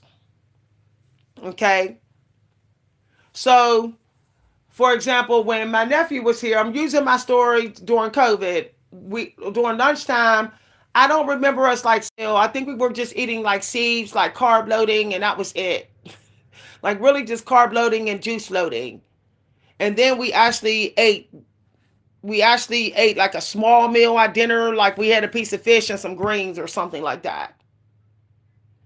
And so I noticed that within a month after him living with me, half his belly was gone, and so half of mine. See what I'm saying?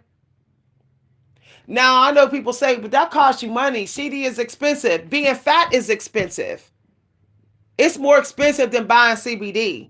Because once you get thin, you're hung free. You can stop smoking CBD if you want. You can cut back on it. Long as you got the diet of your dreams or a mindful diet.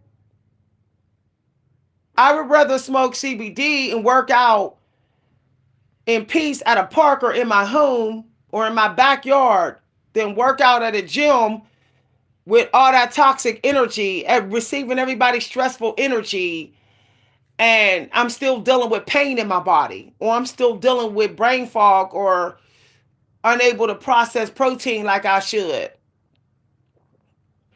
Your goals are not coming free. Now you decide how you want to pay for it, but why not pay for it peacefully? Why not pay for it in peace? See, that's the thing. Okay? If you got to grunt and grind all that at the gym, and you still hurting and your body's still hurting, then how is that peaceful? If you're still dealing with arthritis and popping pain medicine on top of working out at the gym, how is that peaceful? So I would see the skeleton key will always give you more peace in your body and your mind as it's getting you through an obstacle.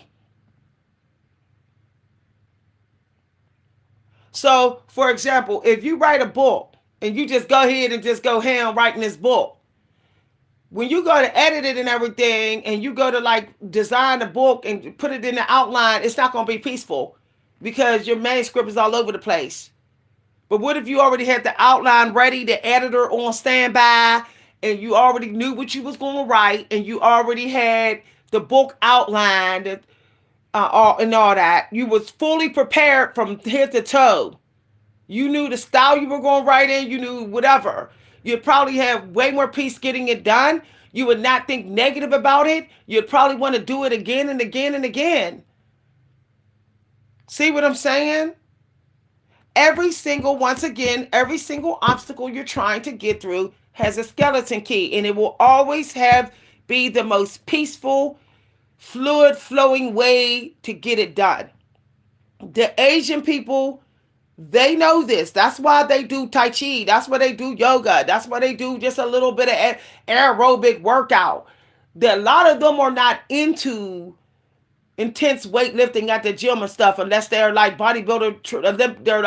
Their bodybuilding is their career, because they are about maintaining peace. Because if it doesn't give you peace throughout your soul and your body, you eventually will quit. You will quit. This is why people quit going to the gym. They say, I'm sick of my knee and my back hurting me. I feel like I'm too old for this. But it's like, you don't need to go to the gym to look good. Nobody was really going to the gym like that in the 90s. But everybody was walking around look like they did. Because they were using the skeleton key. Most of us had a certain time we were eating carbs. It might have been at lunchtime. Sunflower seeds, pumpkin seeds, oat grain, granola bar, whatever, while we were in the park playing. Most of the time, a lot of us was eating our meat first. We really didn't want to run home to eat meal after meal. So a lot of us was making sure we had enough protein in our body in the morning hours where we didn't want to run home and have mom cook us some chicken. Okay. I realized that's why a lot of us was able to skip dinner. A lot of us will be like, oh, let's get a fish sandwich and split it. I can remember buying a fish sandwich, literally like a half a fish sandwich in the 90s and splitting it with my friend. Now you see people eating these 12-inch fish sandwiches. When actually, I remember in the 90s, we were actually meat loading. We wasn't carb loading. We were meat loading. And then at lunch, we might have ate carbs, or we might have fruit loaded. We might have fruit loaded at lunch or carb loaded, or a little bit of both. I can remember going to lunch in the 90s and like, nah, I don't want that. When they would put meat on the plate, like, nah, I'm good.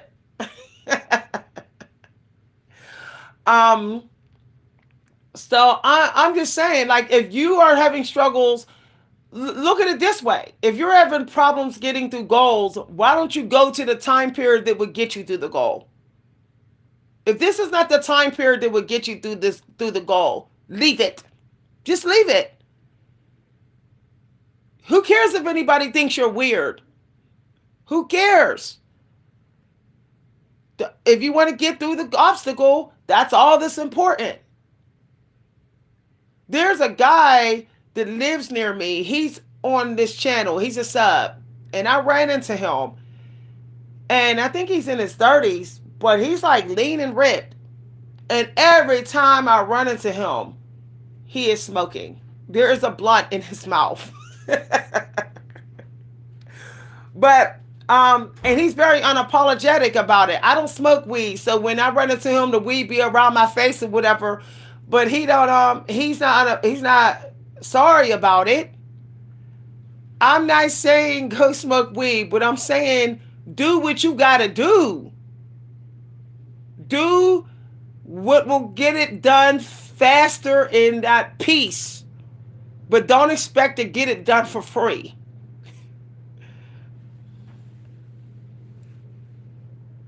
Yeah.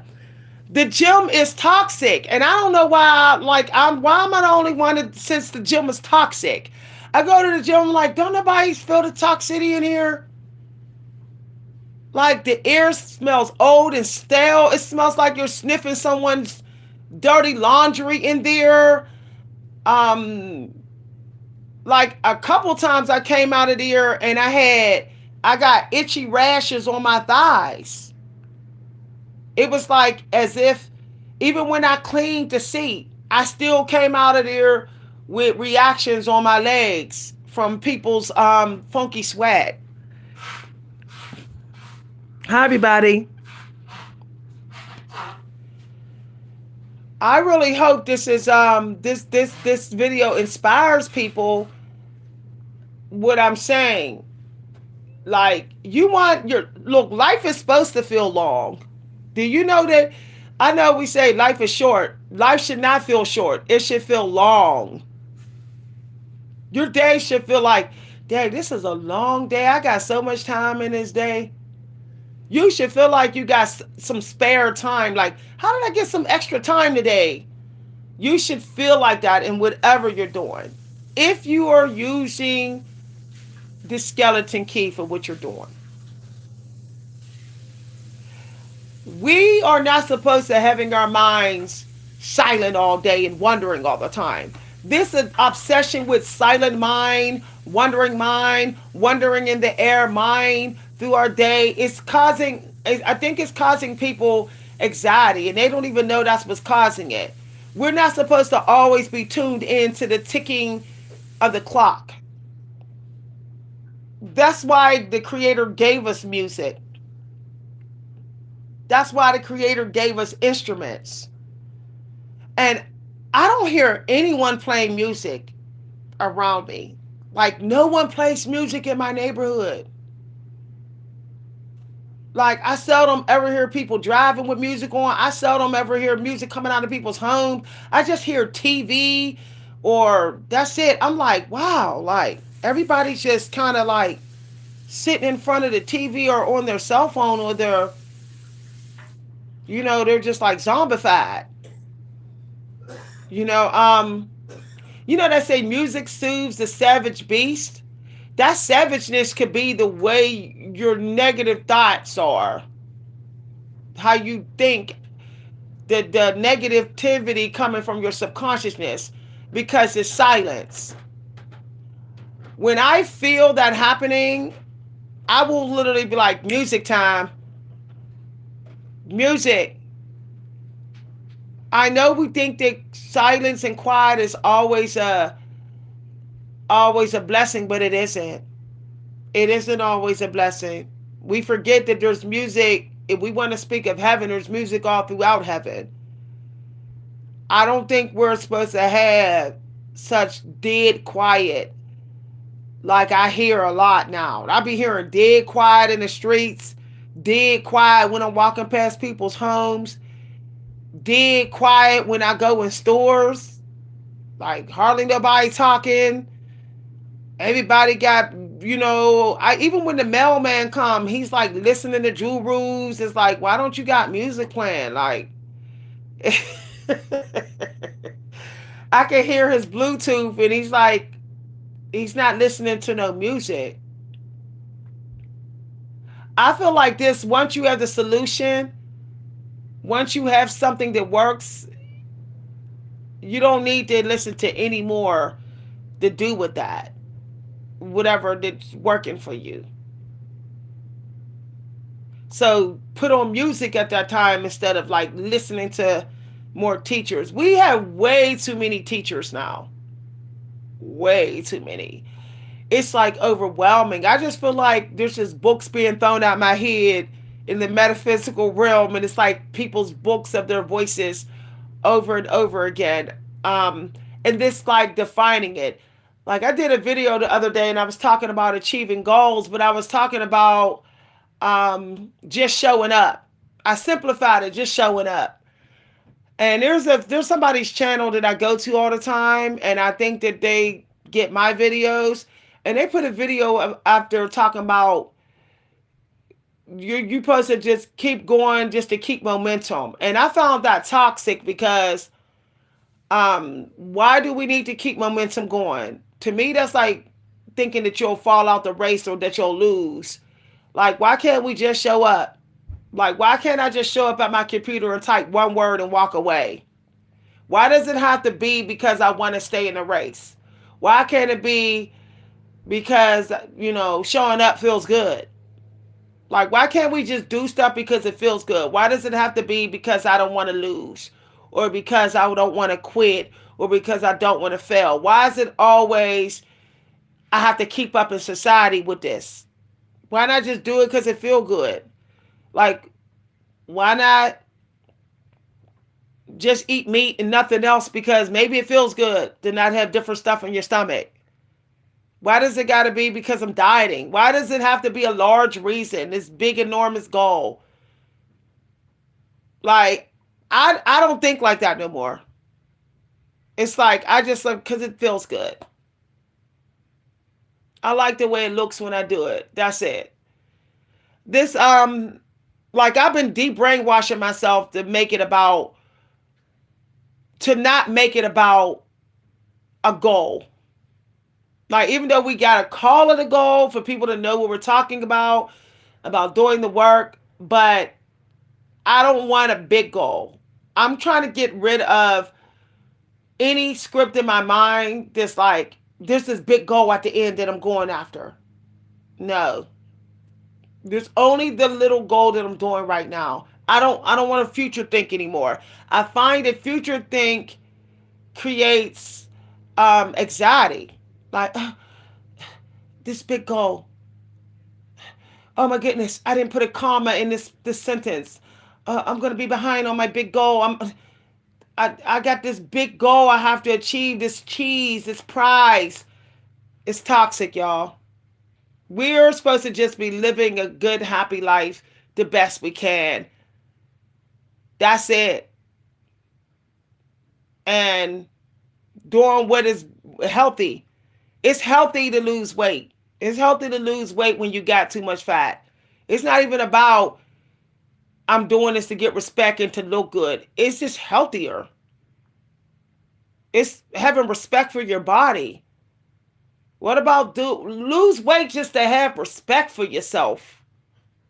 Why does it gotta be because you want a smaller waist and you want to look good and you want to get a date and you want to get attention, or you want to be special, or you want to be like you used to be? Why can it be because it's disrespectful to keep staying fat?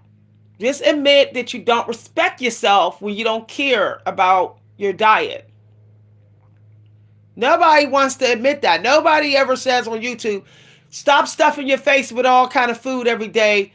You're disrespectful. People will probably be like, no, I'm out. Who are you to tell me I'm disrespectful to myself? But you are. Going 4 days without a shower, 3 days without a shower, without washing, disrespectful. You can shower one day, wash up the next day, but 3 days without washing at all, disrespectful to yourself. When I say that, it brings shame. Shame can work for you. You could take that shame and be like, I'm embarrassed. I'm embarrassing myself. I'm an embarrassment to my ancestors. That's deep. I'm an embarrassment to my ancestors. I'm bringing shame to my roots doing this stuff. I know people say, well, that's like you're promoting self-hate. Don't be twisted. Hating something could also get you to take action. I know that hating, having unmanageable here made me to take action. I hate that everyone could see that I don't respect myself when I am way overweight. Because you can't hide it. You can wear bigger clothes, but everybody will see that you're big. I hate that people are showing me they respect themselves, and I'm saying I don't. And people will remind people are giving me confirmation that I don't respect myself. People are looking at me like I don't. I hate that feeling. I hate that I wake up every day reminded of how I don't respect myself. That I go to bed and I don't have a memory of self-respect. I hate that I have dreams of not defending myself, of not facing my demons. I hate that there's people who got less than me but have more respect for themselves. That's deep. Like there's literally people who have less than you, and when you're disrespecting yourself, they have respect for themselves. Their bank account may be lower at the moment, but they respect themselves.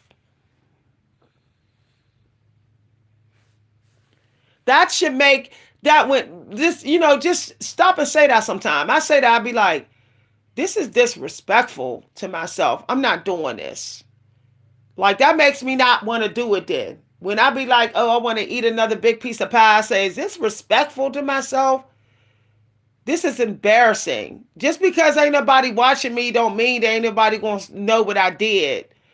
See, the problem with all this isolation energy is people think because can't nobody see what they're doing that they can be disrespectful to themselves. Oh, can't nobody see that I'm in here being Miss Piggy, or I'm being trifling to myself, or I'm sitting up being toxic. Can't nobody see me. But guess what? People are psychic out here. People can read your energy. People can see it in your aura, in your body. You can never hide self-disrespect. Somebody always figures it out. People are like energy investigators. Almost everybody is. And the way you put your energy out there around people tells people whether you respect yourself. If you're not worried about people disrespecting you out here, if that's not something you fear, you don't fear that a lot of the time, then you're probably having more respect for yourself. So if you show yourself some good respect before you leave your house, your social anxiety and fear of being disrespected will go away. You'll be like, well, I don't really care if I'm not worried if anybody disrespects me because I know I respected myself. I know what I did for me today. I know what I did. So they're all judging me wrong. If somebody judge me and try to say I'm trifling, I know that they wrong because I know what I did for me. Okay? Serious, y'all.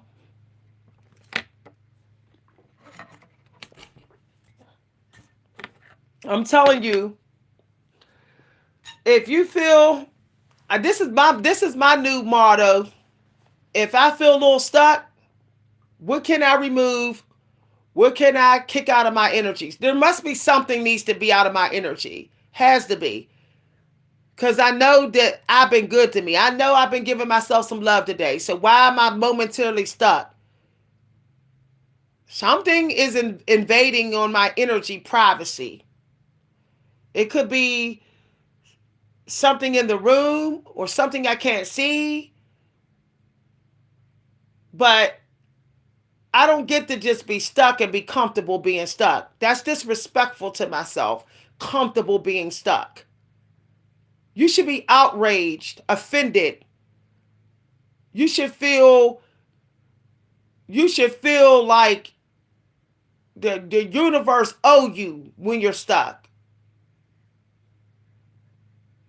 You should be like demanding the creator to come through and reminding the creator that you are not allowed to be stuck. There is no, do something. Do something. Like if you even gotta just shout at God. Do something about this. Sometimes we're not raising our energy high enough,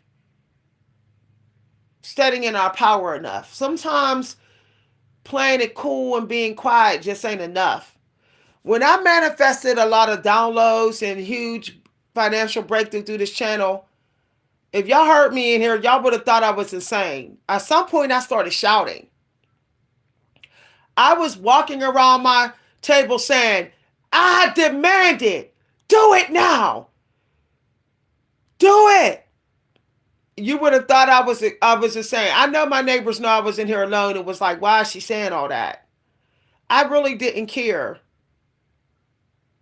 Because when you demand to get through obstacles and you demand it and you say, I'm demanding God to get me through this, you're demanding it from yourself too. See what I'm saying?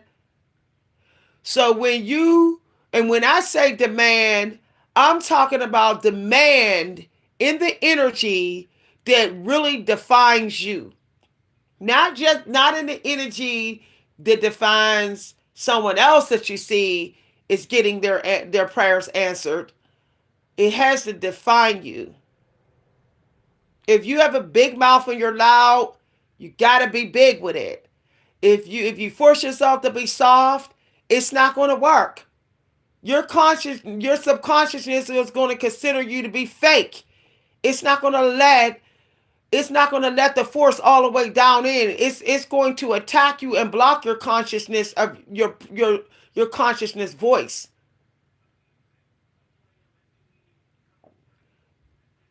You have to be in your true energy. Even if it has to be physically too. If you're forcing yourself to stand still, to demand you to respect yourself to get through the obstacles, it's not going to work. Because you know you don't want to be still when you do it.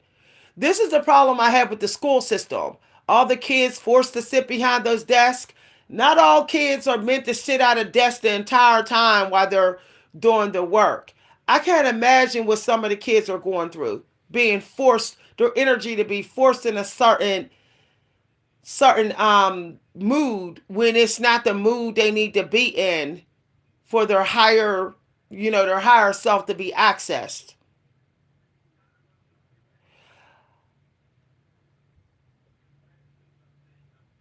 This is why it's important to pick friends and family members that will accept you, because your authentic way of demanding support from the creator requires you to not try to match anyone else's energy, for you to be you. But I can tell you right now, some people around you, a lot of them, they don't have the energy you have, your signature energy. So if they don't love you and just accept you, they're going to think that you're toxic. They may say, "Oh, ooh, why are you in that energy? I'm in this energy. You're going against my energy, being in that energy." Meanwhile, back at the ranch, you're being who you're supposed to be. So, for example, um, Master Surrey, when he demands himself to get through obstacles, he talks like soft and he go, pray soft and stuff. That if he was in the room doing that and tell me to do that, I'd be like, nah, it's not going to work.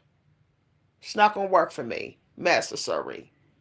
If I did stoop down to how he, and I say down because that's down for me. If I stoop down to what he's doing, then I would probably be supporting his frequency more than my own. He would probably become more powerful from the energy from me matching the way he has to do it. So it would be and y'all, let me tell y'all, this is also how some warlocks steal your energy for manifesting by having you match the way they do it. I don't know why people don't talk about how attracting money is a personal practice. It's it has to be customized, and it has to be in alignment with your metaphysical self. So no one can tell you to do it the way they do it. They can say that it works that way, but that's what works for them. You have to customize it. So, for example, for me, being um, serious with a dash of um, emotional in here, but private emotional energy. Basically, by myself and in a certain place. I know, like there has to be a certain surrounding around me.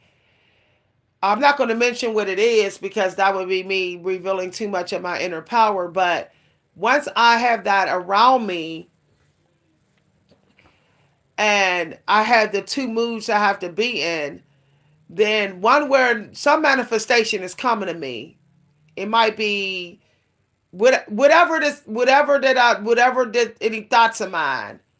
See, let me tell you, when you are trying to attract money or some type of manifestation,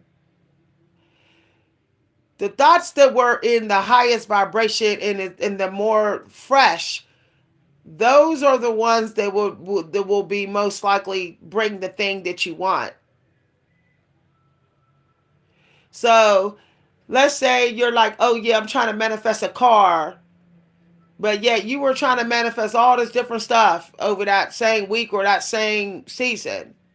Whatever that is in alignment with the stars at the time, but your lifestyle is more in alignment with, and that is what's around you more, and it is the more freshest and higher vibrational thought, then the car would probably, an opportunity to get the car would come. Now, sometimes it's not like the car would come because you got it as a, on sale, but it could be with whatever you have been dreaming about more will manifest that car. Whatever action you have been fantasizing about taking would manifest that car. So when people say, oh, the car will come for free or the car will come at a discount or somebody will give you a gift of the car, that it doesn't always come that way. If you have been focusing on certain action in abundance, then that's the action that would get that car. So let's say you've been thinking about putting in applications for a job, and that's what you think about a lot, and you've been thinking about that for like 3 months. Then that would probably be the action that would lead to that car. Okay? So I was explaining that part what I was just talking about with your energy. So whatever obstacle, and I try to look at obstacles as an opportunity to prove my power. Like I say, this obstacles is testing me. Okay, yeah, it's a challenge. If you look at obstacles like, yeah, okay, it's a part of the video game, it's a challenge and kind of prove my power, then you won't be like thinking so negative about the obstacle. Um, I know that not everybody has this a part of their purpose. Not everybody is chosen to glorify the opportunity for transformation. So I can't say that everyone will take to that easy. Take to glorifying the opportunity to have a transformation, to experiment with transforming. Uh, but some of us is there to teach everybody how that can be abundant as well. How that can be a celebration of life, not just staying the same all the time and always having the same way of being in life. Some people, they literally just do the same thing, always the same. It's always the same. Nothing ever changes. Very too much routine. They're not really into transforming, and um, most likely those people will probably end up having another life in which they have to learn to do the appreciation for that. So that even if they're not doing it in this life, their soul will just come back another life, and that will be their destiny. I try not to say, look at other people's purpose and say, or destiny, and say, well, you you got a better one than me. Because once you get in your destiny more, you will love your destiny. You just got to give it a chance. Okay? Even if people around you, it's like their destiny is to learn how to like always manage, always just, live to work all the time. And you're like, you know what? I wish that I could like live to work all the time like them. Like how they just so comfortable with just like work, work, work, work, work. That may seem glorious because they're happy. That's their destiny. But your destiny may be work to live. You don't need to work a lot. You need to work enough to live. Okay? You're not supposed to make working like living like some people do. You're supposed to make work as just a means of using to live. Now, some people may say, you come off lazy because you don't work a lot, but you living a lot. Why aren't you working more? Some people might say that to you, but you can say, that's not my destiny.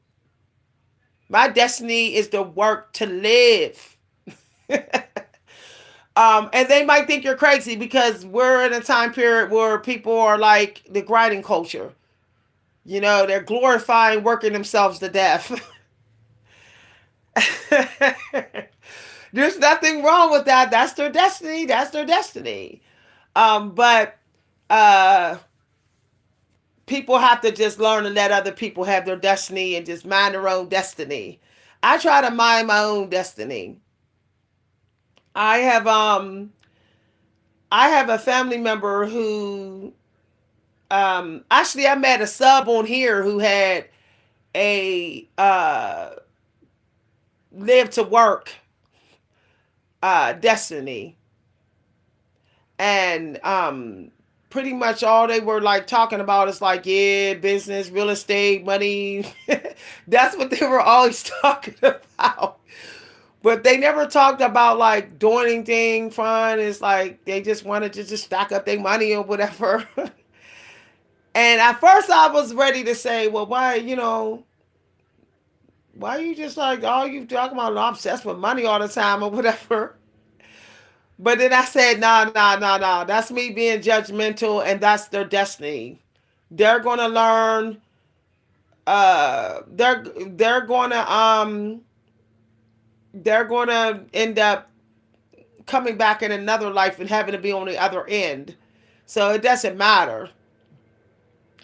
So I had to be quiet because I knew that if I shared my insight, I would be talking about my own destiny.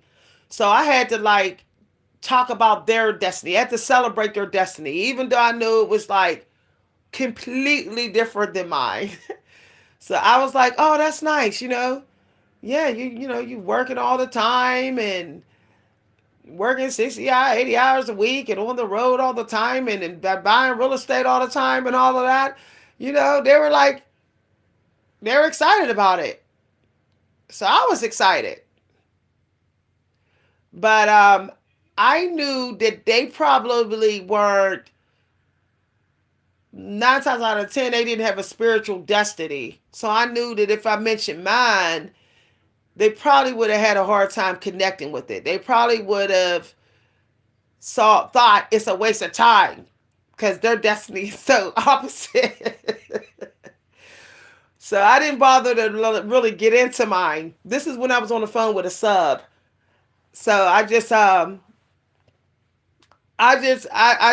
even say nothing. Like I find it's better off not to talk about your destiny with people because it'll be like their destiny versus yours, and it just gets to be toxic.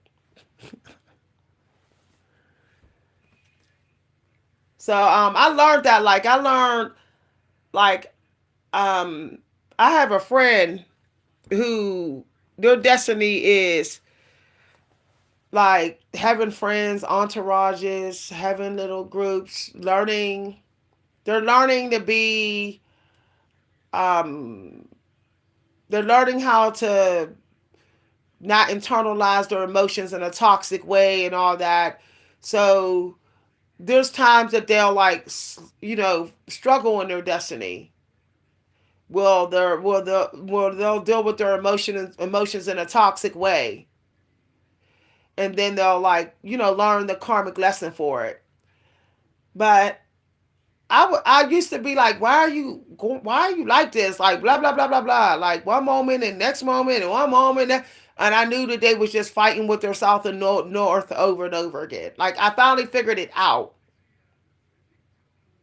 That's like with me, like with my destiny. There's times where I be fighting hard for self care.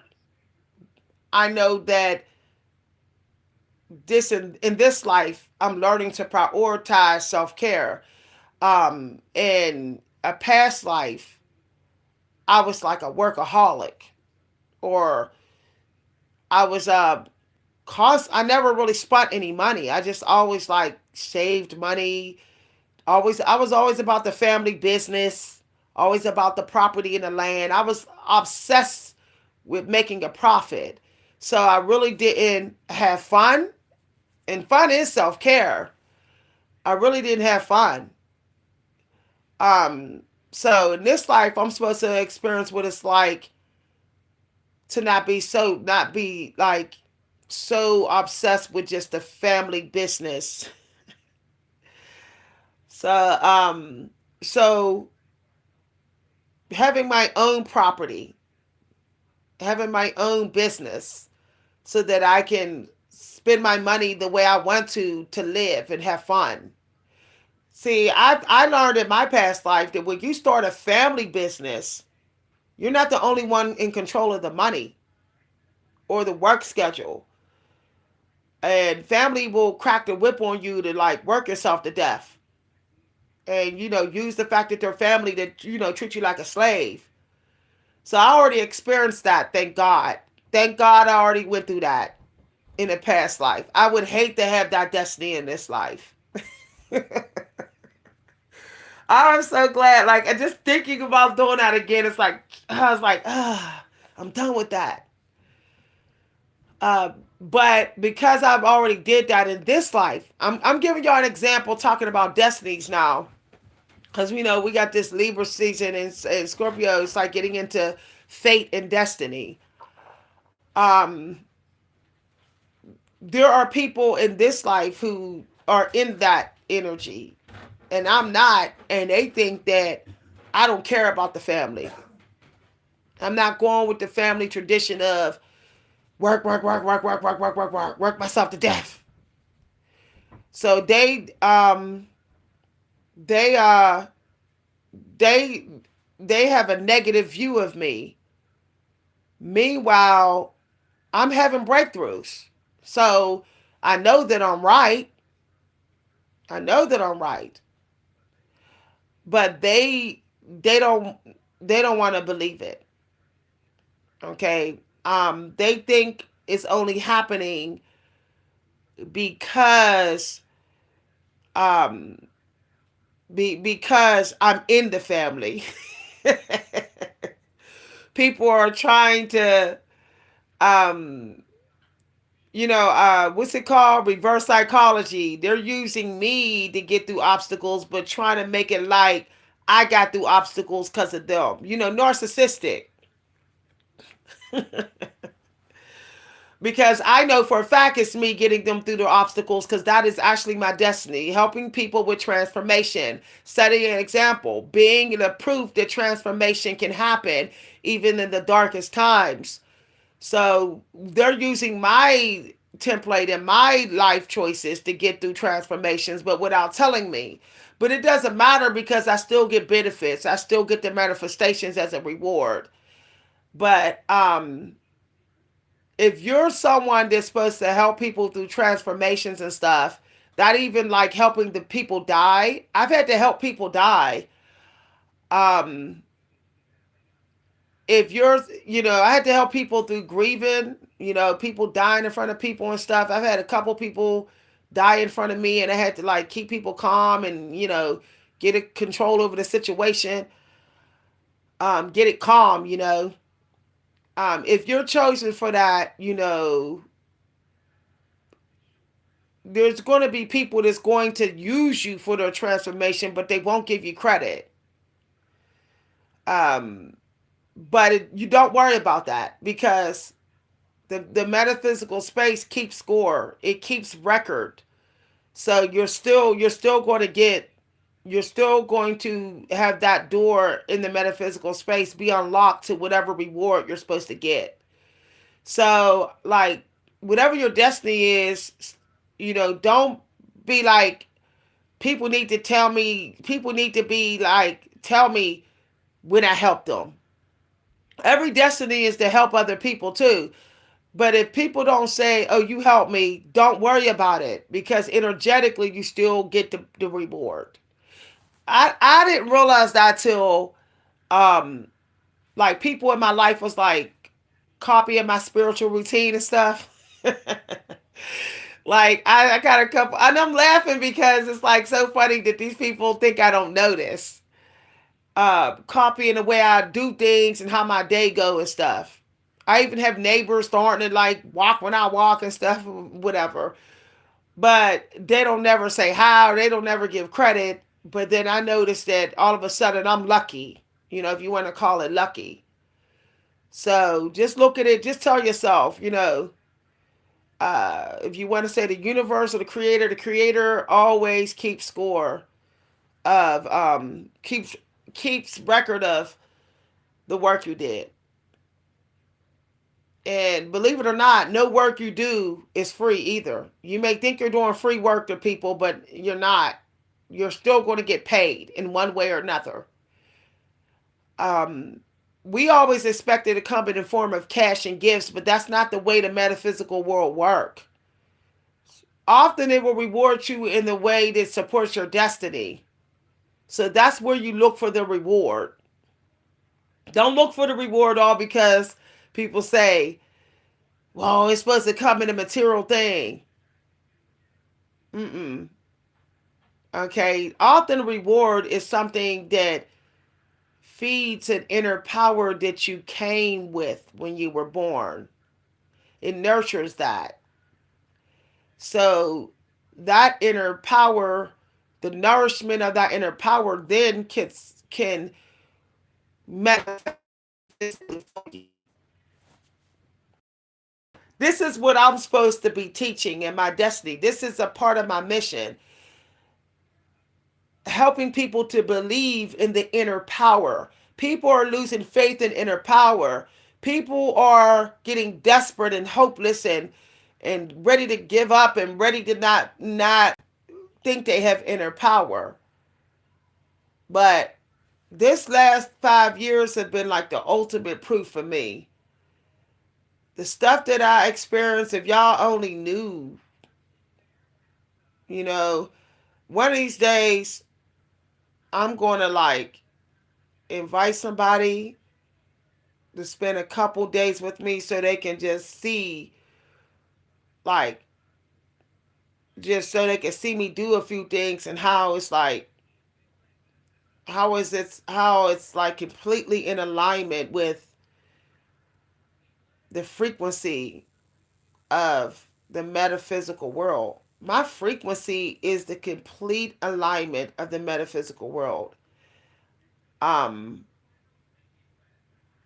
I surrendered something really, really big, really what I was fighting with for years to get to that level. But it would scare other people what I experienced. People would be like, "Nah, what are you? Are you human? How are you doing that? How is that possible?" But it's just it. I'm telling you that frequency of like you're definitely going to be taken care of. You don't have to worry. You know when you're stuck, something is always going to get you through. That frequency um of the light dimension, you can get that completely where it's almost like it's weird like your face you're always I can't even explain it. I don't even know how I don't it's so supernatural that it's hard to put it in words. Like it's a I guess it's the I guess it's like you locking into your signature, your most signature frequency your high for your higher self that everywhere you go is there. Like it's so weird. Like everywhere I go, I'm there. That it's almost like I'm just like multiple thousands and thousands of versions of myself is everywhere in the frequency. Y'all, it's wow. I think that I think there's a depth of meditation that you got to do, a certain depth. Like it's almost like you'd be at the bottom of the very bottom of the sea with the ultimate release for you to get access to your frequency being everywhere. Y'all, it's wild.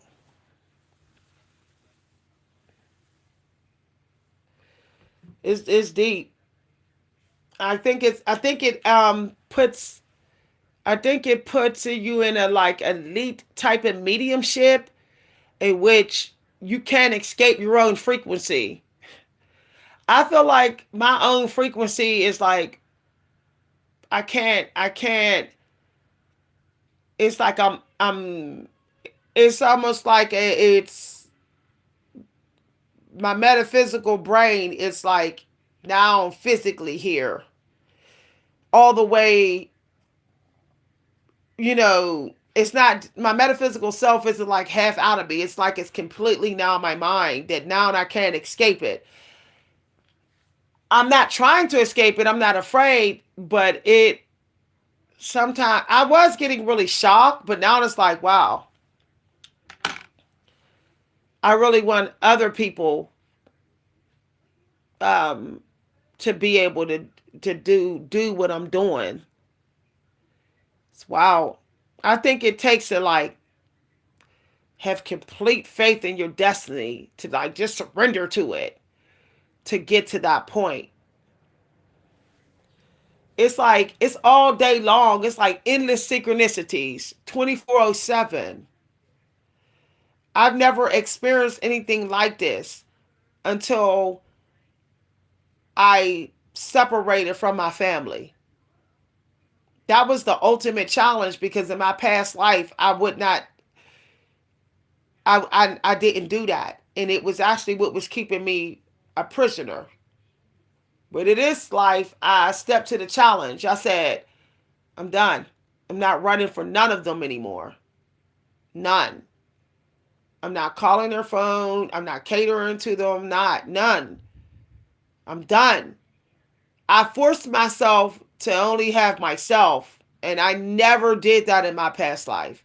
And I think that was like, I cracked the code where my metaphysical self was like, I'm ready to meet completely with the body and not be afraid. Now you are, I know that you're me. I think that's how I did it.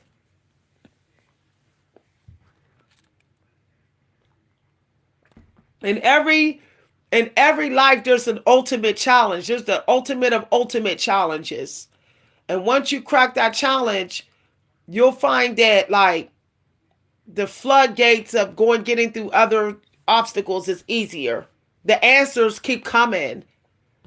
Um I know some of y'all may think it's your family, this ultimate challenge, but it's not like that for everybody. Sometimes the ultimate challenge for some of y'all is to not chase money. to actually to actually not be so into um you know working. I know that seems wild, but for example, my daughter, when she is in her have fun energy, childish, childlike energy, um, she tends to get like real lucky and highly intuitive, and her dreams are very intuitive. But soon as she connects with other people that's like all about just making money, bad things happen to her. I think she starts to get the karma she got from her past life, the bad karma. Like all of a sudden, she'll have accidents and stuff. Um, she's supposed to have, she's supposed to be working in a group, but yet she don't trying to do everything by herself, and if she gets herself in trouble, like bad luck. Like when she's like driving people around who drink or get high, something bad will happen because that's her destiny going in reverse. She's supposed to be like um detoxing. She should be learning how to have healthy fun, innocent fun. But as soon as she deal with like alcoholics and drug addicts and things like that, like her whole life falls apart.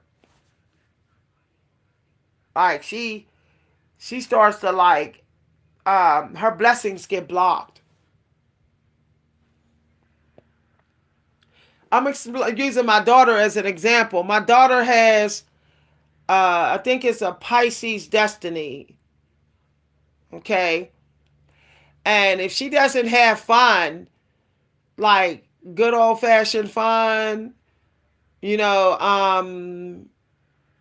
if she doesn't like take leaps, if she just does the same work every single day or whatever, and she deals with toxic people, like she loses things. Her car will break down. She'll get sick, or she'll waste money. Um, she doesn't realize that what she's learning in this destiny, I already learned. So she doesn't realize that um actually I was actually she came here, she came to this reality to get help with her destiny from me. Because what she's learning in this life, I already learned.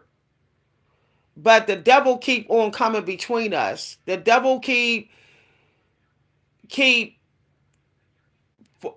making her isolate herself with toxic people. That I literally gotta like just show up at her house to like intervene. So like when she don't see me for a couple months, the devil gets her to spend all her money. But as soon as like she see me, she ain't even interested in wasting money. She's not even she'll just work with what she got, or she'll just have some fun with whatever she got. But as soon as she don't see me for a while, all of a sudden like These toxic people want to be around her and turn up, and they want her to like spend money on takeout all the time and all that type of stuff. Um, so believe it or not, a lot of people that's in your family, some of y'all, they came to your family because you're supposed to help them, but they don't know it. You're supposed to help them with their destiny, but they just don't know.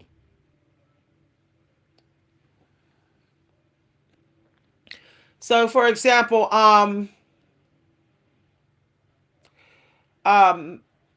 if you have a spiritual destiny, a lot of people will come into your life because you're meant to help them. I know that sounds like wow, like dang, I'm supposed to help everybody. Yeah. Um, if you have a destiny where you are forbidden to chase material things or look for validation in material things, then most of the people in your life is in your life for you to help them. They may not think so because they may be like, oh, I make more money than you. So they don't think that you're sent to help them. But if you ever went to like listen to their problems, you'll notice that suddenly you're getting downloads and answers to their problems. And you can't explain how you're getting it. So, for example, I have a friend, I had a friend who was making like loads of money out in these streets. And so they somehow they thought that they were like sent to help me. Okay. So I said, no, I'm sent to help them because I have a stoic contract. So more of a, minimalist stoic, I'm supposed to be releasing a lot. So I'm damn sure don't need to be getting more. So I said, but they keep on thinking there's something for me. Like they keep. So one time they were like, I don't They was like, I don't know what to do about me trying. I'm like, I'm losing my muscle. They were complaining about like losing their muscle and everything and stuff. And all of a sudden, I heard their angel guide. I heard an angel guide of theirs tell me something to tell them, and I said, "You keep saying that you're losing your muscle, that you can't keep on weight, that you're staying skinny all the time." And they was like, I'm not even doing like a lot of cardio, and I don't know what's causing this." And I said, I just said, just the carbs came to me, and I was just like, I didn't even know their diet, and I was like, carbs, and they was like, I never really eat carbs. I was like, there you have it. I was like, they was like, I don't eat that stuff. I don't eat oatmeal and bread and stuff. I said, well, there you have it. I was like, I don't know why I felt like I had to tell you that and to stay off your bike for a while. And they were like, you know what?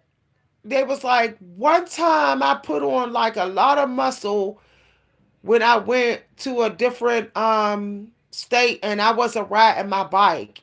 They was like, I think you're right about that. I was like, I don't know why I felt like I had to tell you that. So they got off their bike, their one bike that was like making them sit upright or whatever, and then they stopped. They started buying like grains and oatmeal and stuff like that. They started eating the bread with their food, and they got like big, and they got some creatine, and they got muscular, ripped. I couldn't believe it. Like a year later, I was like, whoa. they was like, yeah, I started eating potatoes and stuff. They said I started eating potatoes and carbs. I said, oh, so you listen to me. I don't know why I just knew to just blurt that out my mouth. But that's what I'm talking about. Um, I didn't even know their diet. I just knew that I just said what I knew intuitively I had to say to them. So most if you know that you have a spiritual contract, and you will know this because you will know how you will okay, let me tell you how you know you have a spiritual contract. If you go in stores and you're overwhelmed, we're not talking about social anxiety. It's like just walking around product, it feels toxic to you. Like when you see a whole bunch of product, you be like, oh, I'm starting to get a headache from all this. um Somewhere in your destiny is like a very important spiritual contract. um if you feel like when you buy products, you always gotta put a lot of it back. Like you don't never be like, yeah, I wish I could get those shoes or get the earrings, or I wish I could. You don't never be in that energy. You probably got a spiritual contract. Most of the people you Mm-hmm. know need you actually more than you need them. Okay? Um, if you feel like you'd rather talk more with people than shop with people, like I know people that feel like they always gotta be shopping with their friends. They always gotta be buying stuff with their friends. For me, that's like that's like kind of toxic for me. Like going to the mall and just grabbing some lip gloss and eating a pretzel and sitting and talking. That's like home for me. Like we could just go to the mall, sit on the bench and have a slushy and I'm good. But a lot of people be like, we gotta buy stuff in this mall. But that's that's the destiny that they in. So I try not to like be so hard on people with that. Like I have a family member here that that is like they're just they stuck in their old destiny. They can't get out of it. They're trying to get out of it. They're actually seeing some progress. It's little progress, but they see in progress. But it's because I'm demonstrating it to them. Like I be telling them stuff. I be like, stop spending money and buying stuff. Stop. You already did that. Like I'll say that like that's not gonna it's not giving you emotional fulfillment. It's not going to because you already did that. Like in their old destiny, they were somebody that was always buying expensive stuff, high end stuff. Um and they was obsessed with also like investing in stuff, working, side hustles and stuff. And I told them like, no, you're learning about in this destiny. They're learning how the benefits of family and home life and fun that doesn't cost them any money. In the old life, they was always spending money on fun, like expensive dinners and stuff. That's what they were buying in their past life. But in this life, they're supposed to learn how to like Martha Stewart, like cooking at home and things like that. So I told them, I said, you know what? You would be really good at a home cooking business. And I guess I got them thinking. And I guess they started to like imagine it. And now it's like, they like, nah, I don't want to take, I want to cook. So now they love to cook at home. So I kind of like told them a little bit about their destiny in this life so they can like tune into it. And I also told them like, I said, when your south is interfering with your north, you you have a lot of clutter. Like you be having too much stuff and you shop too much. I was like, you be shopping, shopping, shopping, shopping, shopping. So I guess they kind of like looked around and realized, like, wait a minute, she's right. So now they don't. They started giving away some of their clothes and everything. But um, when you have a spiritual destiny, you can see things in people's life that they can't see. Like, this is why you can't judge people. Not everybody knows that they're doing something wrong. Some people are trying the same thing 1,000 times and getting the same results, and they're not getting emotional fulfillment, but they think they will eventually. But it takes somebody spiritual to tell them, like, no, you're just, you're repeating a past life, and it's never going to give you emotional fulfillment in this life. You're done. You've already learned the karma for that. So you might as well stop doing it. You're wasting your time. And that's what I told my family member. I said, you was always by yourself going out to expensive dinners and stuff in your past life. You was order, just fancy stuff, expensive stuff. I said, in this life you're not supposed to be like that. You're actually supposed to be throw parties. And I said when you would looked your best and you was manifesting a lot, I said it was when you was throwing parties, cooking for everybody.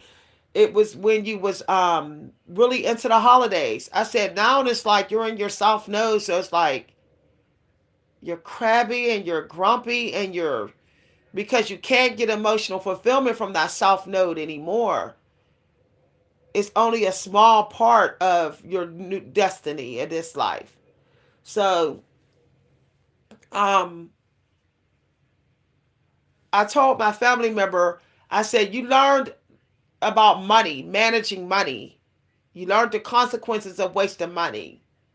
Now in this life, you're supposed to put your money into family and home activities, fun stuff.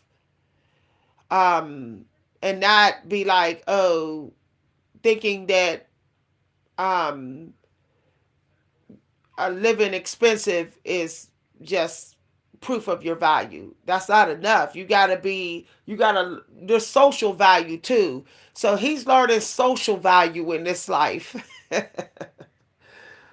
So I told him, I was like, you can't help but to be socially toxic because you don't know how to be socially healthy because you didn't know how to in your past life. You wasn't socializing. You was just like going out, expensive dinner, you know, you you bought people's attention. You didn't earn it through being healthy socially.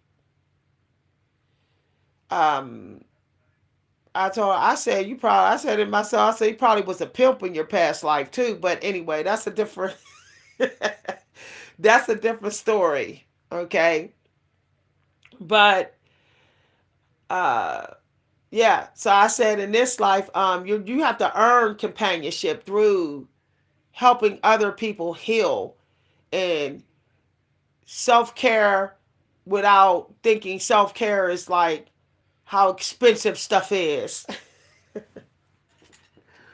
How does everything gotta always be name brand? So yeah. So I'm just sharing the story about one of my family members and they learned the hard way. So now they're like losing weight because they're showing progress in their current destiny in this life. They have stopped buying 5-star dinners. They cook their own food and they move their body. In the past life, they wasn't moving much. They would just pretty much, staying home a lot and dealing with investments and just buying expensive things, and that's it. They didn't really go many places except, um, to make money. But in this life, they're actually they're learning the value of taking care of their home. In their past life, they was paying people to do their dirty work. So in this life, they have to do their own dirty work in this life. They have to do their own homework. So I had to get on them and be like, You're not leaving all the housework for me because you're not supposed to. So stop leaving it all on me. Y'all, I was sharing a lot of stuff. Okay. I've been sipping my tea. Okay, y'all. I will see y'all later. I hope y'all enjoyed the video. I gotta get some work done. I'm gonna do 2 hours worth of some work. If y'all want to buy my PDF, please email me. I have a PDF for sale that gets into talking about um spiritual stuff that's related to life purpose and destiny and different things like that. If you want the PDF, email me. My PDF and the pre-release is $8, and I will send you the link to where you can read the PDF. Eventually, it will be on multiple sites for sale, but right now it's on my private site, my private location, and um, in the pre-release. But the pre-release will only be available through Halloween. So after Halloween, y'all, it'll be priced at a regular price, and it will be on more than one site. So up until the end of Halloween, you can get it in a pre-release stage for $8. Okay, it's like the beta version. You can just read it. But as I said, the version of it where it has um chapters, it's very outlined and a little longer. An extended version that will be after Halloween. You'll have to buy that at a regular price. I have other stuff I need to add to it, but it won't be updated till after Halloween. But the version of it right now is available for $8. You can send $8 to my Cash App, and then all you got to do is email me, and I will send you a private link to read it. The link cannot be shared. Okay, you cannot post a link, and you cannot sell it or download it. The the the master copy, the final copy of it will definitely be on Amazon at some point after Halloween. By the end of October, it should be on Amazon. Amazon, you gotta wait till Amazon tell you when it's available. Okay? All right, you can send the $8 to my Cash App to get the pre-release version, or you can send it to my PayPal, but you have to email me or I can't send you the private link. Bye, everybody. Thanks for listening.